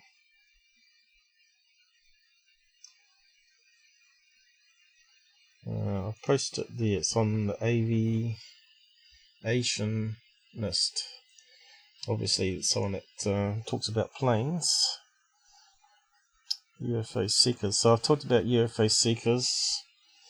When you got people that live entirely off the UFO stuff, they've got to generate some hype and claim everything's a UFO when it clearly isn't.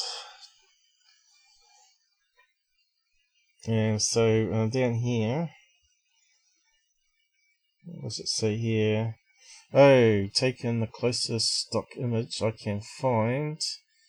A hawk soaring from the sky. After blurring them, it really does look extremely similar. So we've got a link to it.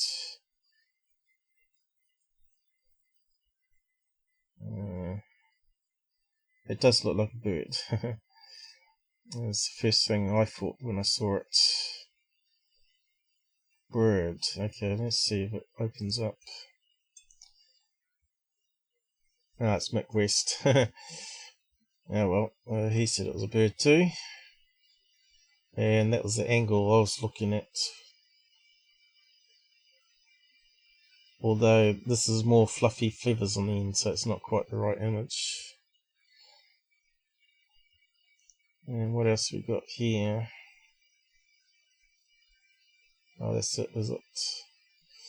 What's that one?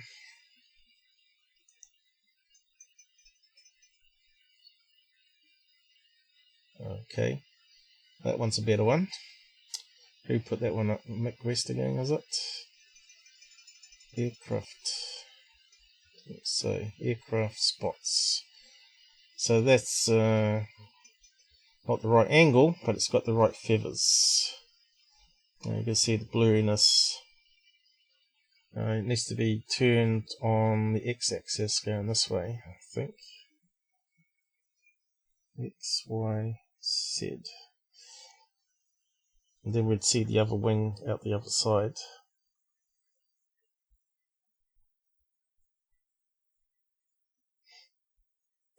What bird is that one? A hawk.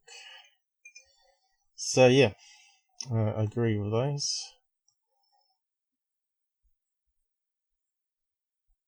War zone.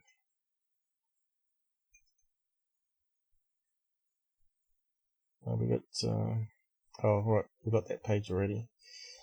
Okay, so that one's done with. Hopefully agree with that one. But I could probably just do a quick see what I can do with it.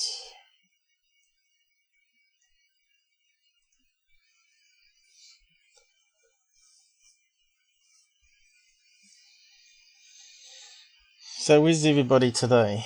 Is there something else going on that I'd rather watch?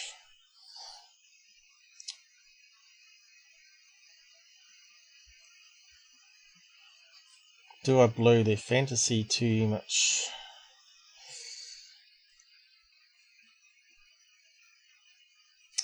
Got to remember that 99% of UFOs that I've seen anyway, always IFOs. So there's always that 1% which are good stories but don't have any evidence with it, you know, photographs or whatever.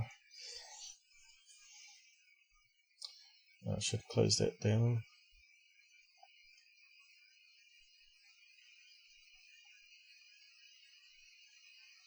Old CPUs warming up.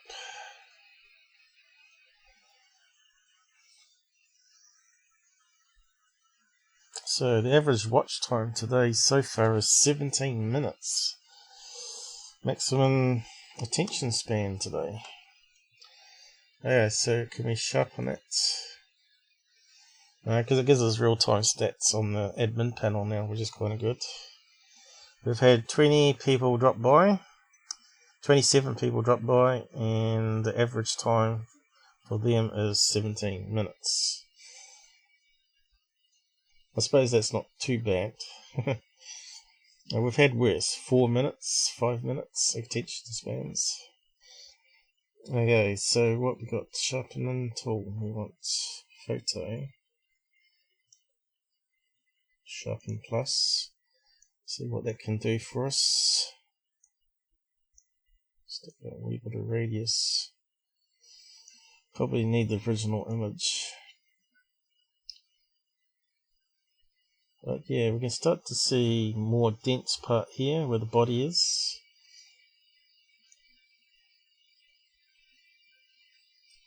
And of course sharpening works in circles, so it kind of looks circular.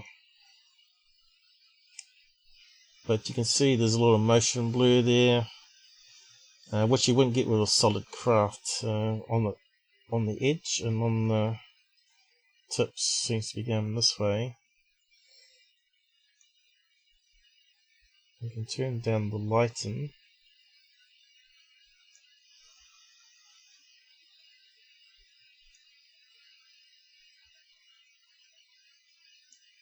See, we're seeing the individual pixels. It's not good enough to work with really, but yeah, you can see it's not a really solid thing, but yeah, we can't do much with it.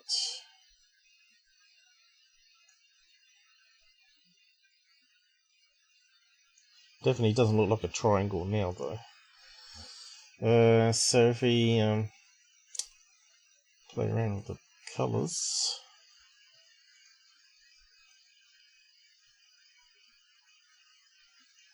you start to see the pixels more.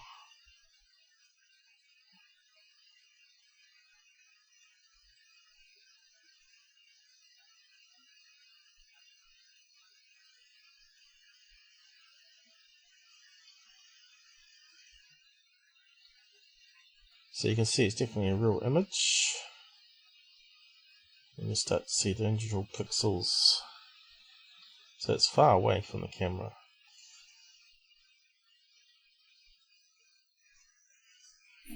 It's just a bird. If that was a triangle, we'd expect it to be equilateral one.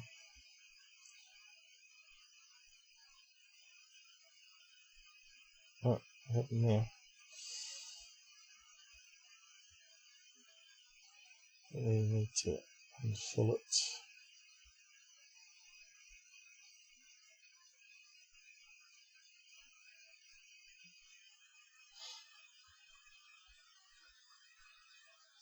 So that would be the tip of the triangle there, that point.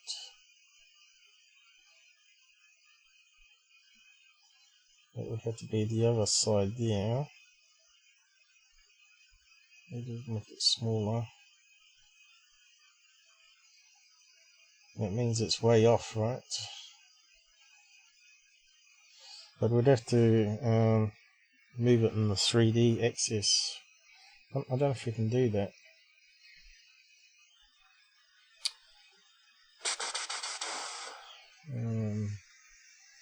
But yeah, I would expect it to be more defined, going from there to there.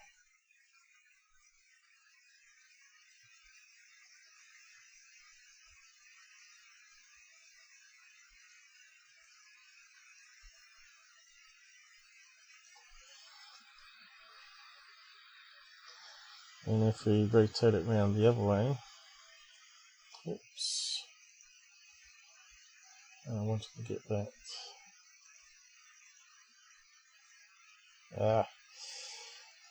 I'll do it that way.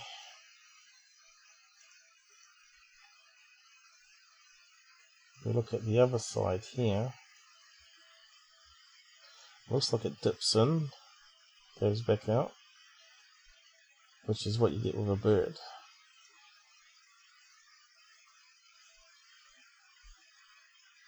So you can see it's not a straight line. Definitely looks like a curved wing there and a curved wing going this way. So yeah, and then if you look at the other angle, which would be the peak there,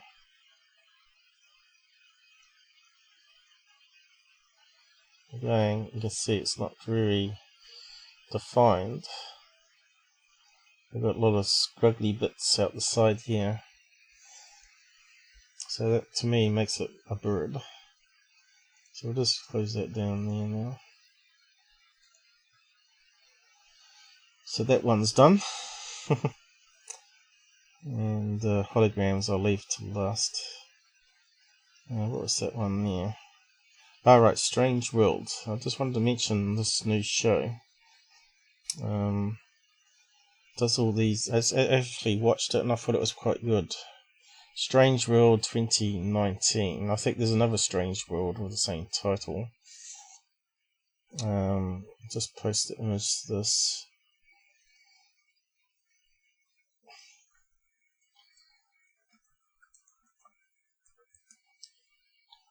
TV series. It talks about remote viewing, paranormal, demons. Go and dig it up after you watch this today. You better find it online somewhere. So we're talking about Zombie Boys, which was what's that place called? Monotalk. Yeah. How do you say that word? Montauk. Montauk, which I don't know what it means. Is it Indian word? Where apparently boys were kidnapped and stuck inside this complex and brainwashed with LSD and various shocks to the brain and magnetics resonance to the brain. Montauk, Montauk talk.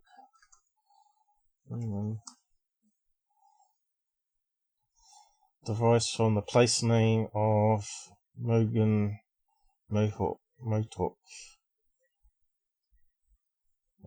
So Native American group. Oh, there you go. So it was Indian. And the next one was talking about computer games, how they're being used by the CIA to program people while they're playing it. Subliminal programming, which was quite interesting.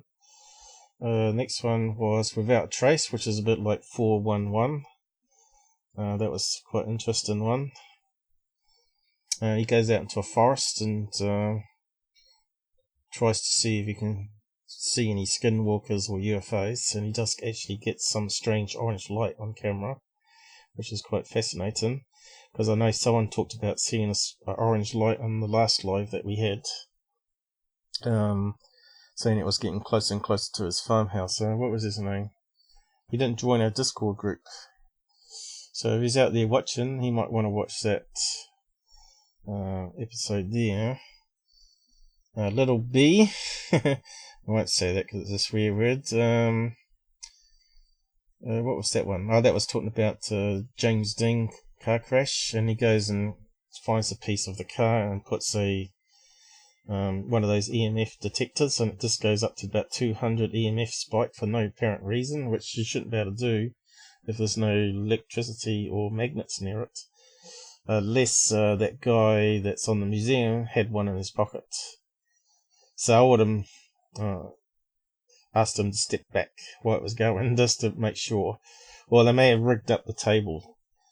So I'm really skeptical of people that have motives. If they're making like money from a museum piece, Deadlands, that's where that was a ghost one, I think it was. Evidence of cursed lands. So that one was quite interesting. A couple of places that Ghost Adventures did as well. Beyond Stargate, that's talking about remote viewing, which was interesting as well.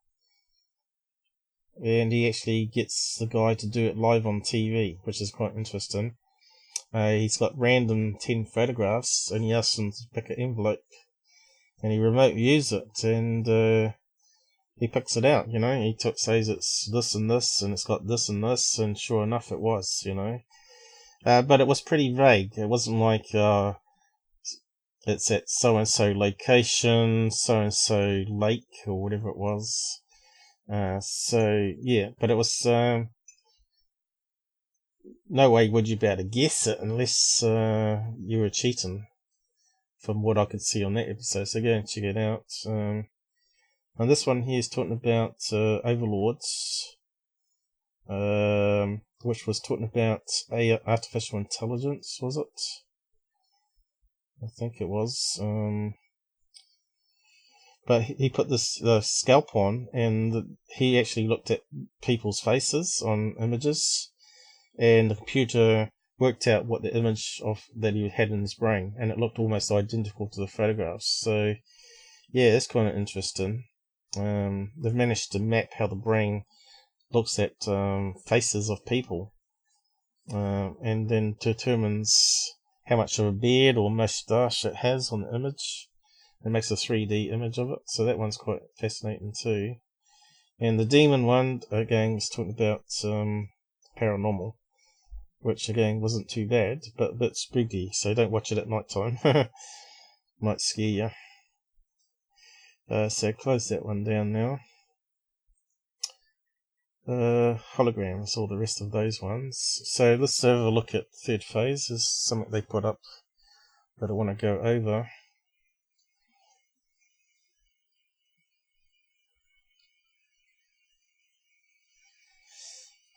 let's see. They keep putting up junk, don't they? Oh, this one here. So this one here is fairly obvious. You can see straight away by the thumbnail what it's going to be. Can't you? Eh? What's happening off the coast of California, is it? Baja? Well, you can see that's illumination flare straight away, can't you? So they got 22,000 views on that BS there, but let's just have a quick look at it, I suppose.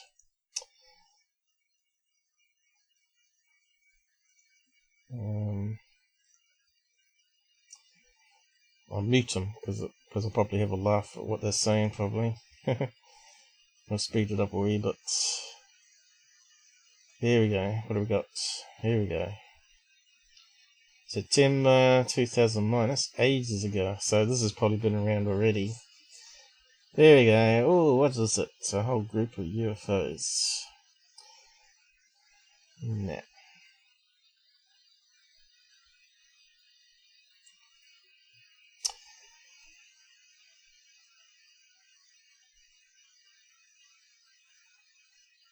Color liner.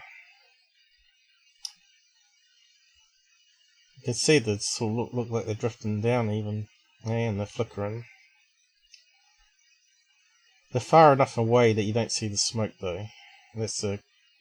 Why is this guy panning around like an idiot? Why is he not trying to zoom in on the objects? And we've got motion blur there. But I suppose if you thought those were UFOs, you would stop the boat and you'd keep on filming, wouldn't you? So they're saying it's military flares here, but then again, I asked myself what dropped. Come on. They drop the flares and then they fly away and you don't see the planes, right? The parachutes open up. And the illumination flares, so obviously it's something to do with Coast Guard, I'd say. To spot, the drug submarines they have and fast moving jet boats that come in. And obviously light up the sea at night time. Probably dropped from a helicopter at some point. And they burn for 20 minutes, right? So the plane could have dropped those 10 minutes ago and they're still burning, gradually heading towards the sea level. So yeah, won't waste much time on that one. Did anyone actually say it was military flares down here? Sometimes you get someone that's been in military and knows exactly it's flares. Shouldn't be a no-brainer. Slowly come down. They're called a roll cloud, apparently, seen quite often around the world. What are they talking about? The cloud in it. That one there. So yeah, won't waste much time on that one. So this one here, what to look at.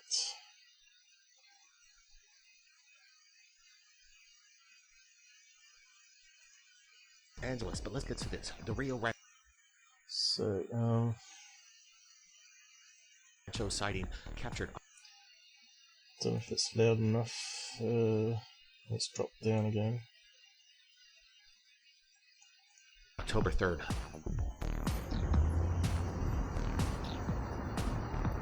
So what are we looking at? Lens flare. Well, there's something in the distance here.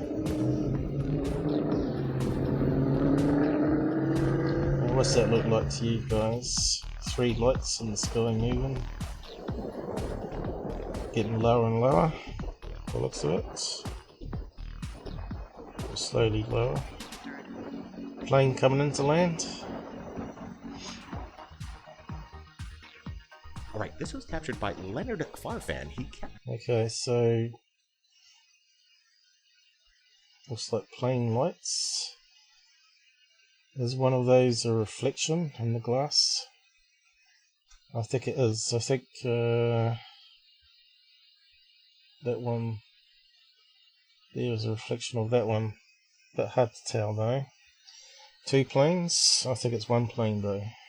Capture this October 3rd, 2019. We're going to get a closer look, pull up the video, zoom in, and see exactly what these formation of lights are that are streaking across the skies. It's funny, the videos will be but that could be like a double layer glass here, so it's a bit hard to be sure 100%. Are all people catching UFOs while they're... Is it fading there now? Because the angle's changed through the glass. We're on the freeway. Yeah, I went past the lampshade, so we didn't... Not lampshade, lamppost. What's your thoughts here? Yeah, this is a good close-up of what we're looking at here. This formation of lights almost... Definitely a reflection there, isn't it? Creating a V shape, and then they seem to merge together. Where are the FAA lights on these? So one's a reflection through layers of glass, and the other ones were lens flare, which is going through the lens of the camera itself. So that's why we're getting 2 images at the same time. Catching UFOs. There you go, look. That's the lens flare. While they're on the freeway. And that there is a double image of the airplane coming into what we're land. looking at here. This formation of lights almost creating a V shape, and then they seem to merge together. Where are the FAA lights on these? They don't seem to merge together because the angle of the orbs. camera changed, so the reflection changes. Again, you're right, Brent. No FAA. So these guys don't know what they're talking about again. So here we have probably landing lights, nose cone lights, we have side light, wingtip lights. Lights that are required in whatever this is, if it's a craft, one craft, or a bunch of individual. So we've talked about airplane lights before. Passenger jets. I should do some, because I haven't flown over the house all the time, and I've seen that lots of times. You don't always have even number of lights. Some have a little light inside the wing. Passenger jet underneath lights. There doesn't seem to be much of a consistency to the lights, I find now, apart from the red and green one on the wingtips and a strobe one on the tail. But they can have various number of different lights inside the wings, depending how big the craft is. Let's see.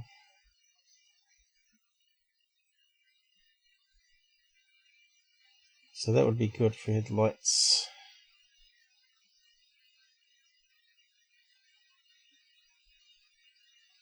Probably have to type nighttime in.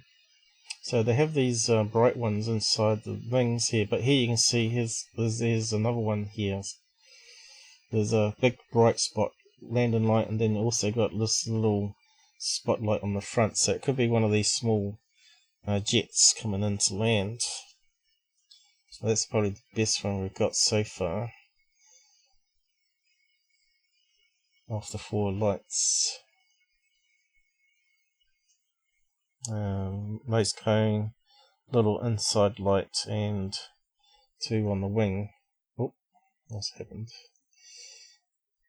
Go back. So it might be one that's got the lights further out. But that'd probably be good enough, I think, for most people, wouldn't it? There's another one. Those ones got white further out.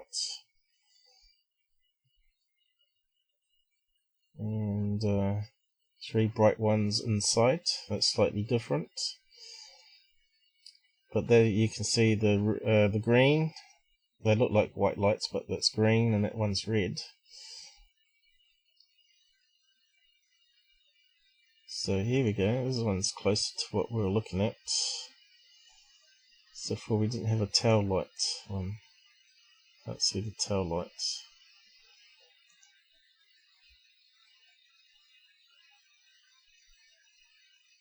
Anyway, we'll move on. Next video. Trees, telephone poles, even homes. I'd have to say whatever it is, it's about as big as half of a football field. Yeah, Blake, this isn't actually too far from the Roswell crash a big airplane. in Mexico. And what's happening over here, it could be just... Yeah, it's going to cut the lamppost there. So we didn't actually see it because the camera moved. Spot for UFO activity. These are strange lights. Could they be The new Space Force. Are they testing out there in New Mexico?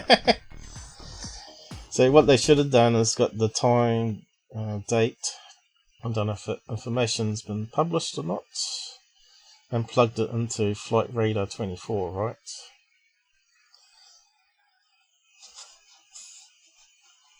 I suppose it might be that one there at the top here.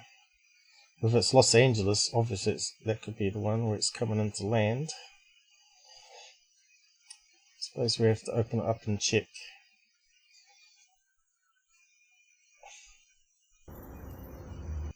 Is that the one? So we got a date, October the 3rd. No information, people and blogs. Someone trying to make submit it to third phase to try and get subs. We only got 2 subs though. I don't think people were impressed with that one, right? Clearly a plane. But what you do is plug it into Flight Radar and bang, straight away it's debunked. So what else we got here? Is that the same video?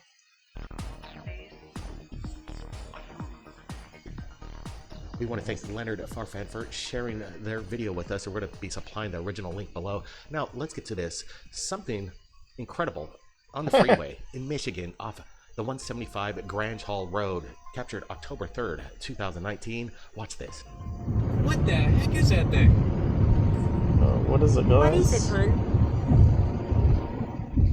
It's moving where? Can you zoom in on it with your camera? Okay, right there. The 2 pieces are moving. Yeah, we've got something in front of it there, a tree or something. Good. What the heck is that? It's a UFO! Honey, they just moved a second ago. No, it's not. Well, they're not moving now. Were they apart? Now it's moving. Yeah, it's moving. Oh, now it's... Holy moly! Now it's a different shape. It's a crop circle in the sky. No, you can see clearly that's drones moving around, right? That's one of those air drone displays. Again, I think if you got the date and time, you could probably do a Google search on that. And probably find Los Angeles, probably over a football stadium or something, right? I don't know if we can air drone display. Little basic research. We've got 500 drones, that sounds like it. China. Probably have to put Los Angeles in. But there'll be something out there where someone talks about it. LA. Angeles, oh, that's about it, right? 5 places to fly a drone. Let's see, we've got some images popping up. No, stupid Google. There'll be something out there. I'm not going to spend time trying to find it. Drone display, Los Angeles, probably cut that down maybe. No, still not popping up. Here's one near bollocks, what is it? Drone display. It's similar.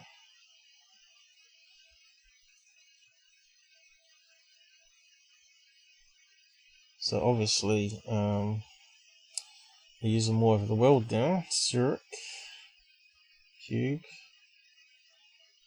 drone light display.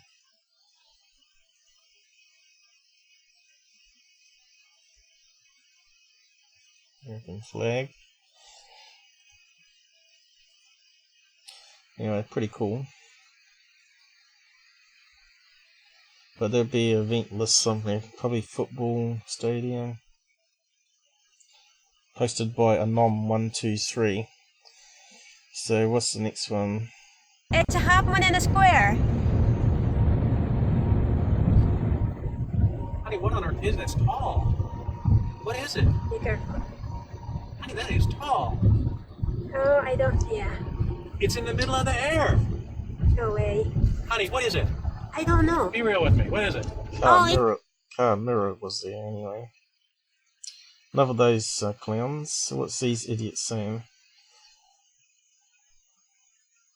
What's strange is that they would do these aerial displays if these are indeed drones, some kind of advertisement, that they would do this on the side of the freeway. You would think that it would be a disturbance, a nuisance to the driver, distracting to say the least. You can see on the freeway. Well, you can see obviously it's not near the side of the highway, it's over a football stadium where the highway is passing. All the cars heading. But yeah, I suppose everyone's putting on the brake lights here, having a look. What do you call it? Rubber neck. Have a look into at it. This light display. They're all pretty much having their brake lights on, so it definitely is a distraction. Is this some kind of a van or something otherworldly, Brent? What's going on here? Yeah, I like that we have mates. both angles, from the dash cam and from inside the car itself. She does zoom in, so we get a better look than the dash cam footage. At first, I thought this could have been a banner and just displaying lights, but with the inside footage getting close on what we're looking at, So why put it up on the UFO channel? Unless you're gonna, make fun of it or whatever, criticize it, or to demonstrate how air drones work, maybe. So how many views did they get for this silly video? 31,000. So depending on how many ads they put on it, I don't know because I've got ad blocker on. That would be like $50 for that one silly video they put up there. All the way up to $100, bare minimum sort of thing. So what we got this one here now, is it? A different one. So what are we looking at?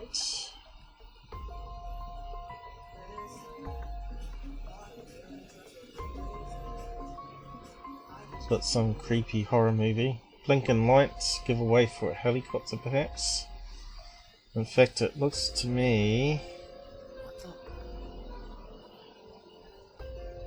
like it could be edited. We'll have a closer look in a minute when I bring it up.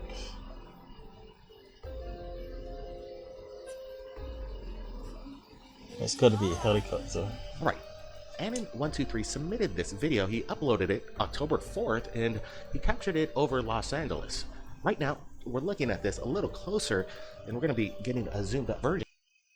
So looks like we got some blob of light there. Looks like it's been edited in my feeling. It resembles a blimp, but it's definitely strange to have. See here, you can see it looks like something rotating above, like blades. This bright light within the middle of this blimp. Is this some kind of a secret experiment or some experimental craft blimp? it seems to turn and show itself. Okay, so look at this one. Looks to me that could be artificial light. Looks like a tail fin of a helicopter here. And the body of a helicopter there, so we should be able to see some rotors.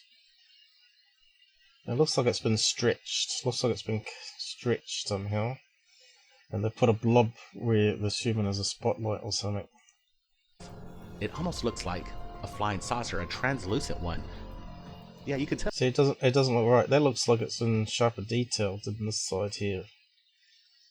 I reckon it's been mucked around with the editor. How people... See, look, you can see the rotor blades now. Or it could be mirrored image, but I don't think it is. Let's see. Could it be filmed through a window where they shine a torch light to hide what's underneath it? It's possible. But why would it be stretched like that? I think it's got to be done in the editor. misidentify a blimp with this kind of light within the middle of it at a certain angle. It definitely does resemble the classic flying saucer, especially the way it hovers. Maybe a reflection from the sun hitting some side panel and creating this large... Looks to me like they've got like a stretch thing going on here in the editor where it's stretching out the object. So that still looks like the tail fin of a helicopter there, doesn't it? With the end light blinking, and it's got one at the front here. large glint. it is a cool shot, and definitely we need to share it on Third Phase of Moon just to get people knowing what's in our skies. Yeah, help them promote There's frauds a comment out on there. and in Good 123 guys. channel. It says, judging by the flashing light, I'd say it's most likely a drone. Did it fly away at a reasonable speed? Not a Yeah, drone. there's some questions about things about the comments about its behavior. Check the reply. I It's think a real helicopter that's been mucked around with an editor. So yeah, that's that one debunked. So I thought I'd do that one today because I saw it pop up yesterday. So we're done with that, and that brings us to holograms. So yeah, I said to Mick West about new holograms that are around. Is that the article here? No, not that one. Apparently this is a website with a video, so I'll just play that. Because he was saying that you can't create holograms free floating, it has to have a screen.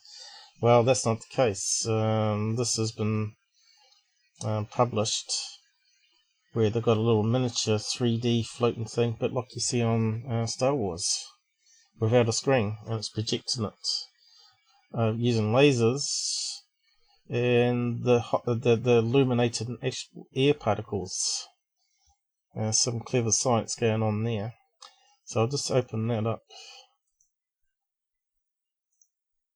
But we had a big debate. Mick was calling me a liar and all sorts. That does not translate to flying object in daytime. Because he's saying, oh, that's in a darkened room, blah, blah, blah. But I was seeing stuff done like this back in university. In 1992. I said 93 above. But that's...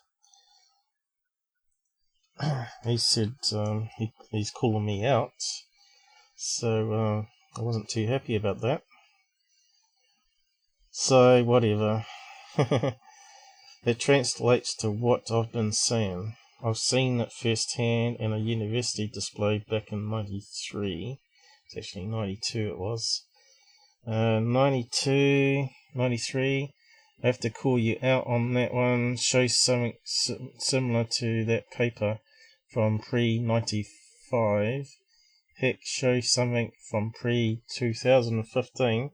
So I put up my qualifications here to prove I was at university. And then I went out and got my mate, who was a witness to it as well.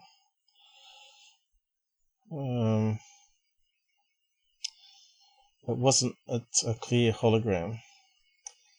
So I was trying to relate this to possibly, maybe not the Nimitz, or maybe the Nimitz was possibly a holographic decoy system that they were experimenting with.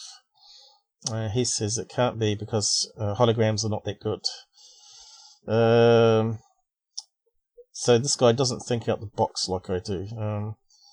And if he went to university, he might actually meet some credible people, like I did, people working on this stuff, and be less skeptical, and actually might change his world a bit about accepting when people tell you the truth. You've got to believe eyewitness accounts. You just can't just simply ignore everybody. Whereabouts did I post my mate's image? It should be here. I got the email back from him.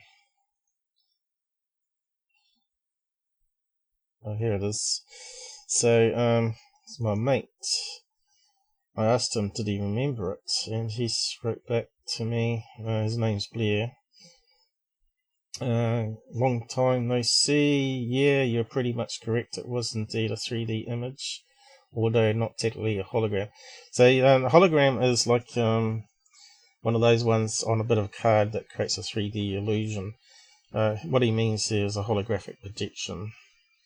But I had actually got it wrong. Back in 92, they still were mucking around with a rotating screen. I didn't think it did have one, but obviously it did. And they weren't using lasers back then. They were using electron beams to hit the screen to light it up. But going further past all this debate here, I hate how Twitter doesn't sort of create a proper tree structure of your comments. You saw how I just keep digging deeper and deeper to find what I was looking for. So we'll have a look at this thing here. Better than holograms, a new 3D projection into thin air. And that was published 2018 in physics.org. I'll post a link to it so you can have a watch of it properly, but I'll see if I can play some of it. Hopefully you won't get a copyright. Oh. Here's a video.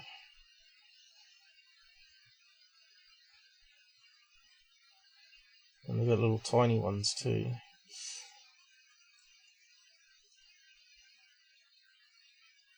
So this is the start of the new thing. But my point was, in the argument, he was saying, name any military tech that's 10 to 20 years ahead of us. And I did.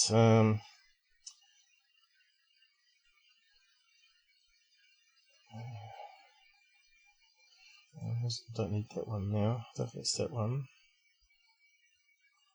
Alright, I did repost it here. Where did I find the military tech? It's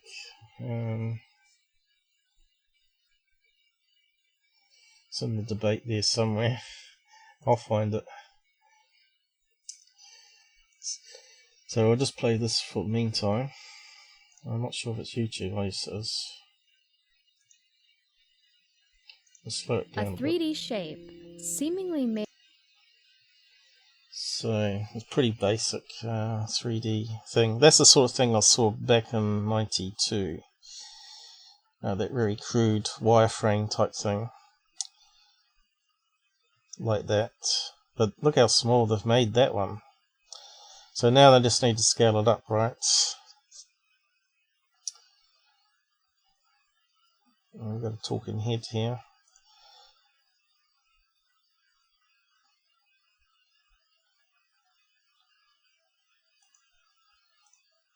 Where's the other one?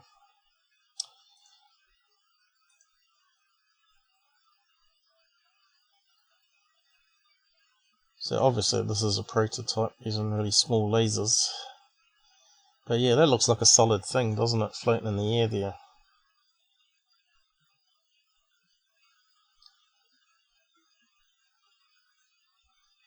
Oh, is that what he's looking at? Or is that what he's generating? I'm not too sure. Visible. As well as making up a real 3D pic. No, it's definitely the object, isn't it?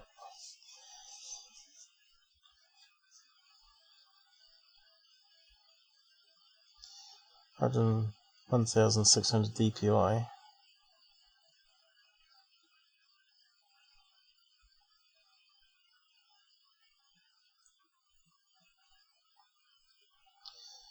I suppose we're seeing the flicker because they're recording it with a camera, right? But if you saw it with your eyes, you wouldn't see that flicker. I suppose they just have to get it going faster and faster. The computer speeds are increasing all the time.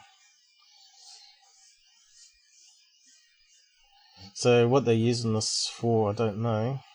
Probably for medical things as well as, oh here we go, medical, looking at inside the body. As well as military, obviously. Virtual maps.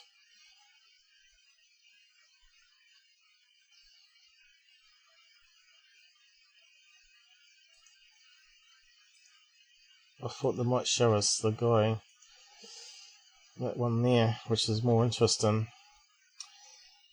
So what's that say there? R2-D2. There you go, sci-fi influence in the minds. You remember mobile phone was actually coming to being because they saw the technology on a Star Trek episode and they thought, oh, let's see if we can actually make that. And that's where the mobile phone, smartphone was born. So yeah, go and have a listen to that video properly. I suppose there might be more stuff up there. But I also found So he was saying it wasn't a clear hologram. Show example where military was ever 20 years ahead of academia. Come on. Oh, that's just silly, isn't it? So straight away I said, now how can I show you that if it's top secret? Bases of secrets. So, but what I found out was this one here. Talking about military tech advances, so I'll bring that one up. So this rumor is probably something you've heard before. People have been saying the years that the military is keeping its technology secret for 10 years, perhaps 20 or 50. Is it not bigger stretch of imagination? During the Second World War, it was imperative that enemies weren't aware of what planes they were up against.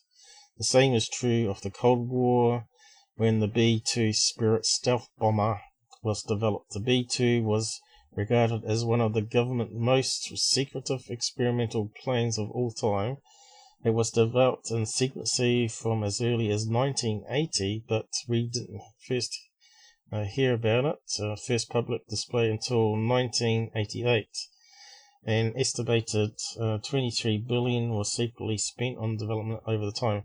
So there's an 8-year gap, right, to what we had currently in academia. So that's kind of a stupid comment that Mick made there.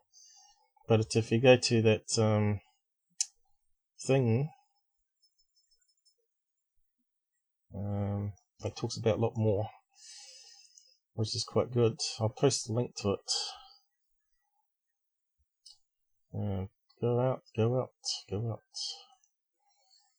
And I better start wrapping up for today. But what I'm saying is holographic decoys have probably been worked on for a long time. And I'm not sure if I posted it or not.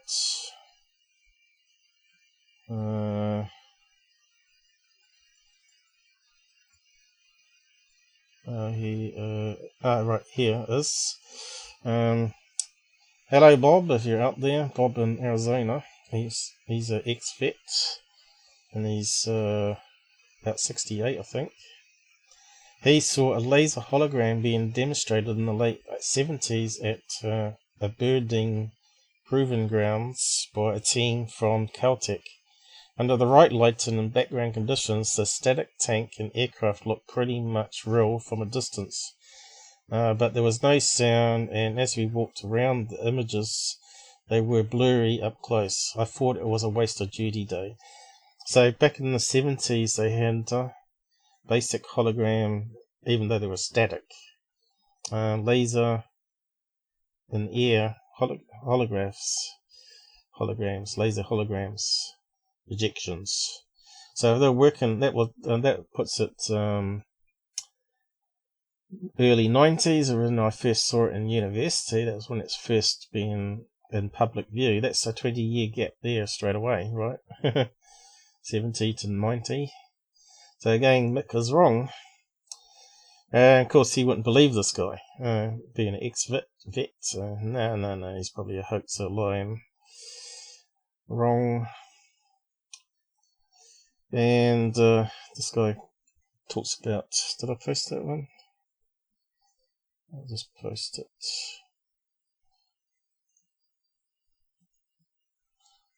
Here we go. No one's talking to me anymore down the site, so a lot of my links are sort of popping up. So yeah, so let's just read out some of this, because it's quite interesting. Probably selected too much, is it? We'll see how we go.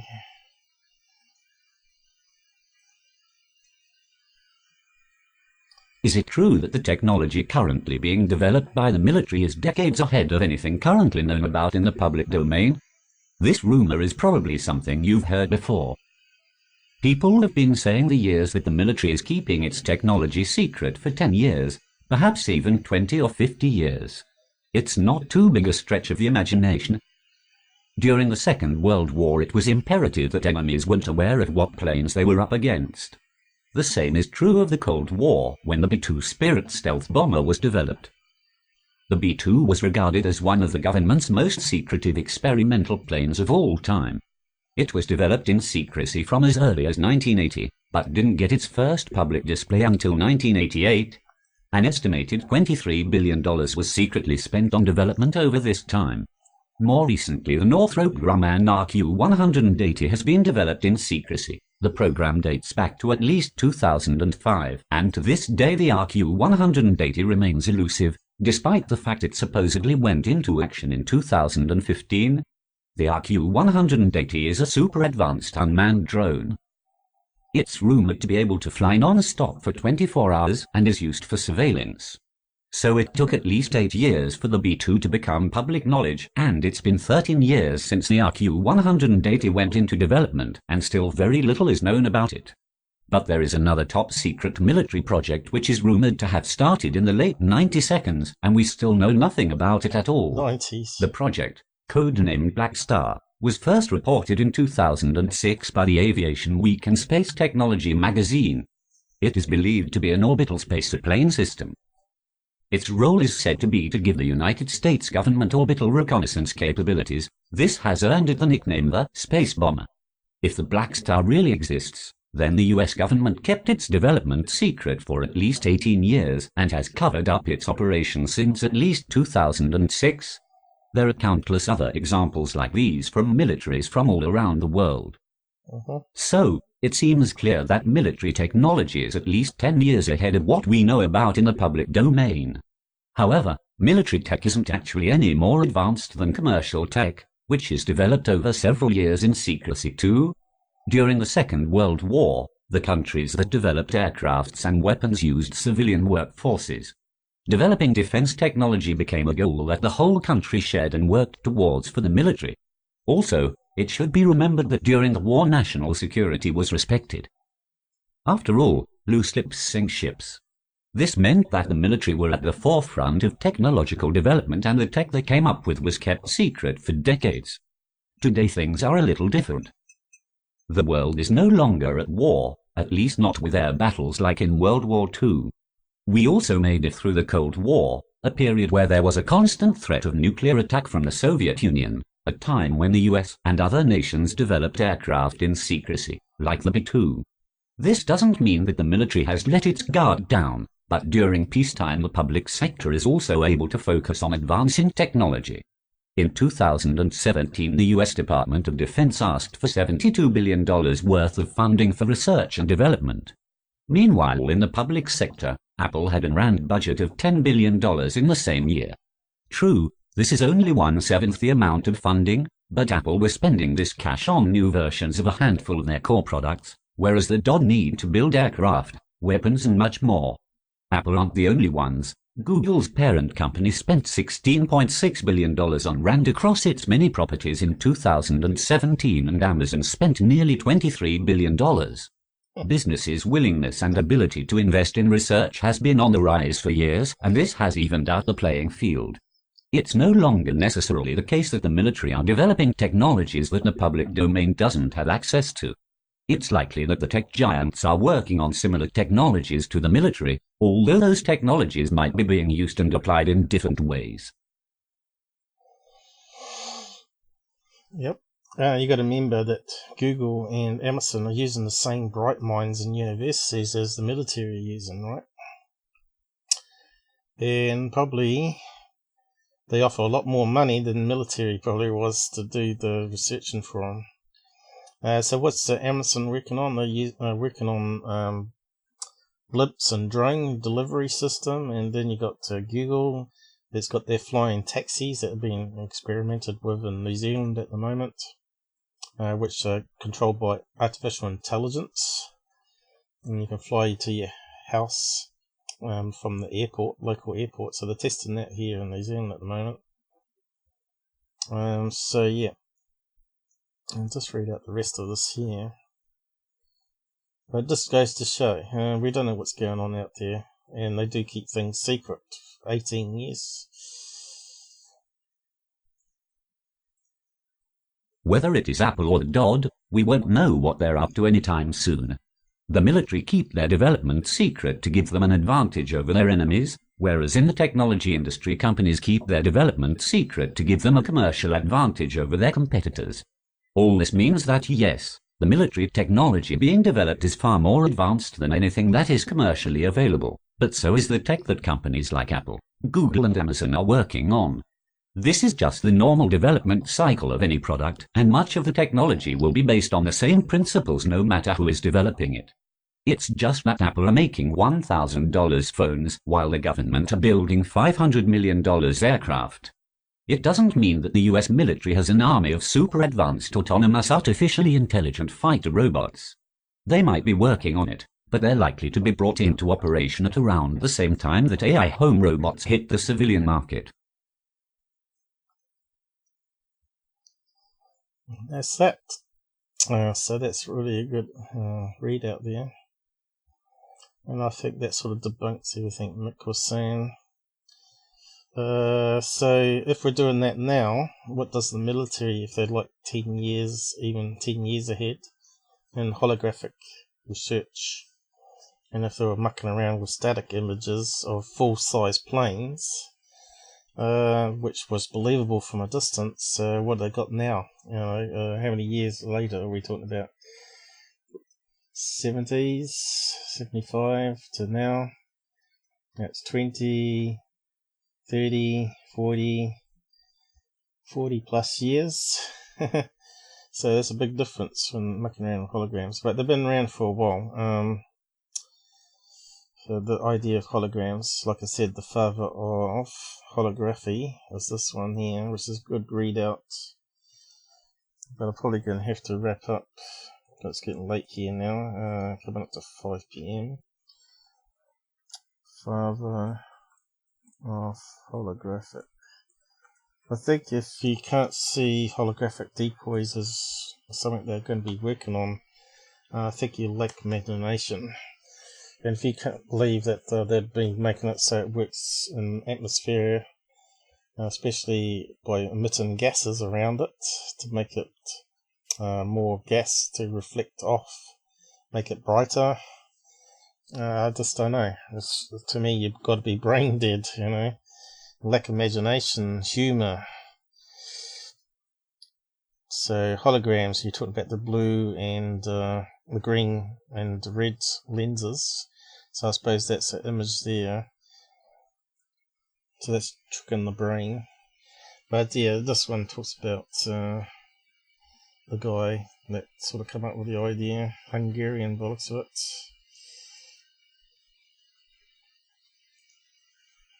Dennis Gaber was born on June the 5th, 1900 in Budapest, Hungary, a country that was then part of the Austro-Hungarian dual monarchy. Although physics fascinated him, he finally decided to study engineering.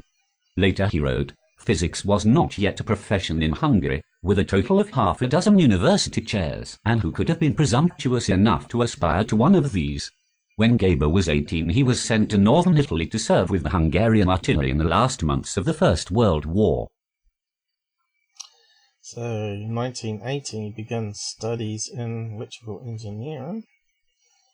The thesis related to one of the first high-speed cathode ray oscillographs.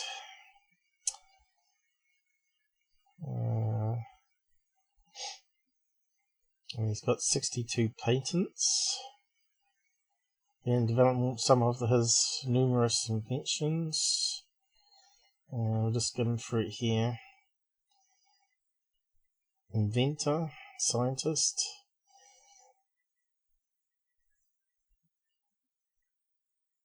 Way to holography. So I'll just read out that bit there.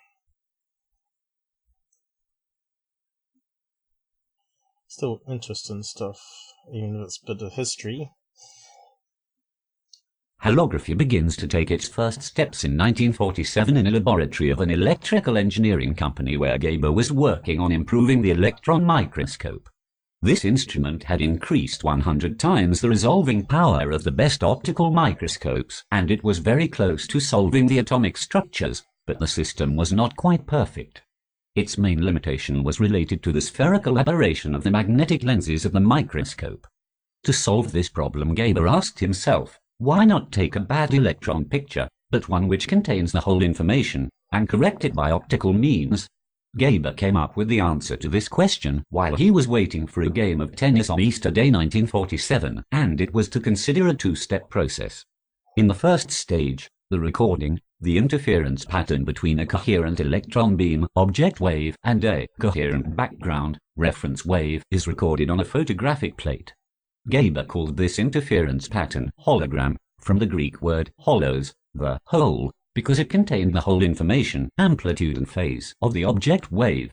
In the second stage, the reconstruction, the hologram is illuminated with visible light and the original wavefront is reconstructed so that the aberrations of the electron optics can be corrected by optical methods. Therefore, the physical principles of holography are based on the wave nature of light, and they are interference, recording step, and diffraction, reconstruction step. He spent the rest of the year working on his new microscopic principle. Okay, so the key here, they're limited on the technology of the time. So the thing where I saw using electron beam was very similar to what he was playing around with, but they got the early fast computers back then, 1990s. They weren't real fast, but they were like a single core, not a multiple core like we've got now. But there was enough to process three-dimensional images from the computer and fire off the beams at the precise time to have an emanation of the object, where he was looking at static images. So he was limited on the technology that he was using back in the 1940s, which is kind of, you'd say, oh, that's reversed alien technology, holograms, holographics. So he was using the narrow band green filter, which is what they were using at university when I saw the experiments they were doing. So was there anything else you need to say on here? So what they're saying here, September 1948, New York Times carried out the first ever news story introducing the hologram. New microscope. So technology is catching up. During the following years, the wave reconstruction technique was studied. Germany.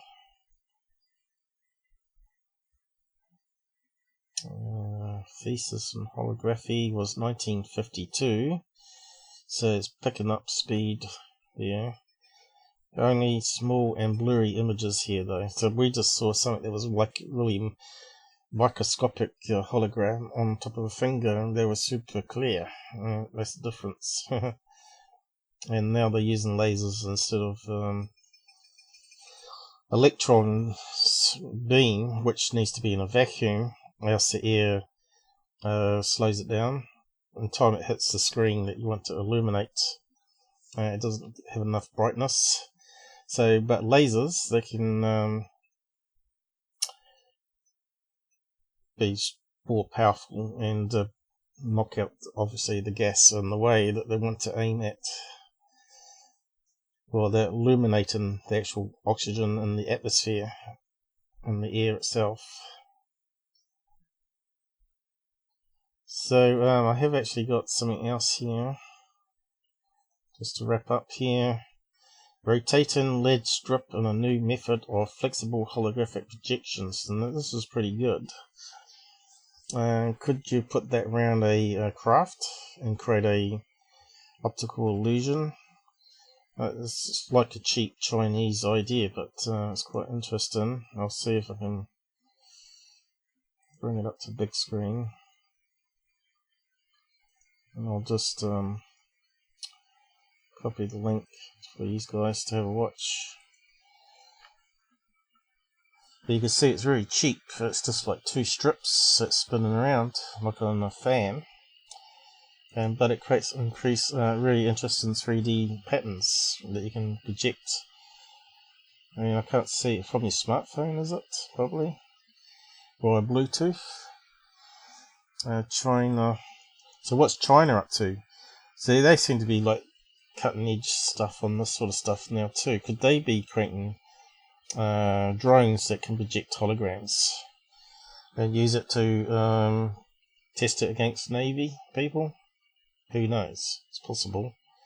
You can see this is broad daylight too. See how bright it is? So I'll play that in a minute.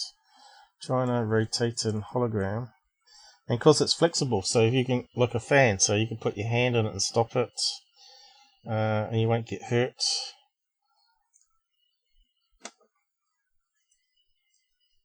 So I'll just play that now. Oh.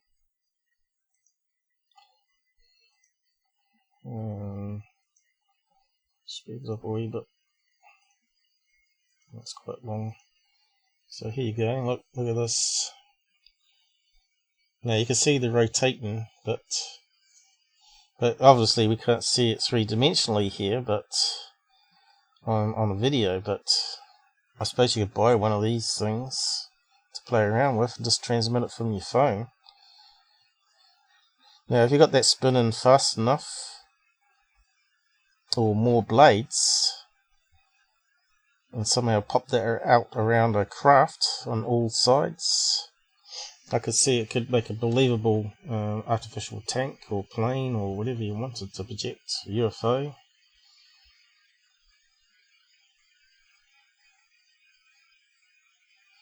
It's not as good as the laser one though that we're looking at.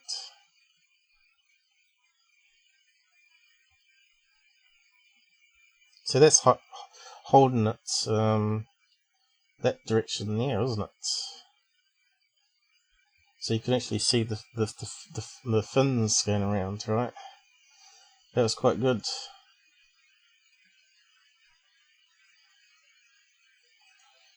So that would be good for your office space, right? Or museum or library. People would be attracted to it. So which way is he holding this? Because that does look like a real bird flying around there, doesn't it? And you can see how bright it is. It's not. It shows up pretty good in the daytime, that method. I don't know, I think Mick West is, I don't know, strange guy that doesn't believe that holograms will be believable in daytime. I could see the next thing is you could put that on a drone, right? Like a normal RC toy. And create 3D holograms in the sky. That would be the next thing, right? Where it actually looks like a solid object. So, fun times ahead for UFO field, I think. So, I'm going to wrap it up there, guys. Again, no one wanted to join us. We had a few people to start with. And we haven't got any time for MUFON stuff this time. But I'm always looking at doing stuff, as you know, for the next live stream. I always try to do one midweek, but I'm working on some sort of comedy. So I'll see how it comes out. I'm just going to play around with that. Can get rid of those images now. Look how slow that is. So yeah, I'm just going to wind down with my end credits now. Please like and share, and yeah, if you haven't subbed, do so, and remember to click that bell icon. Only 5% of this 1600 almost have got the notifications turned on in the Google stats. 5%. That's only like 150 out of well, it's not even that, is it? So you can see why I don't have much people come to watch my stuff. They probably watch one thing, subbed, and didn't turn on the notifications, so they don't get alerted to when I'm doing new stuff, and they totally forget that they subbed to me. So that's probably the main problem with YouTube, the way it does its things. It handicaps us, right? So I better stick up the end credits. So yeah, guys, thanks for joining us and commenting on the video when it's processed. All that sort of helps, and clicking the like button, of course. And the haters will click the dislike one. But hopefully you've learnt something today and saw stuff that you haven't seen before, which is the main thing. Is that playing? Hopefully. Good.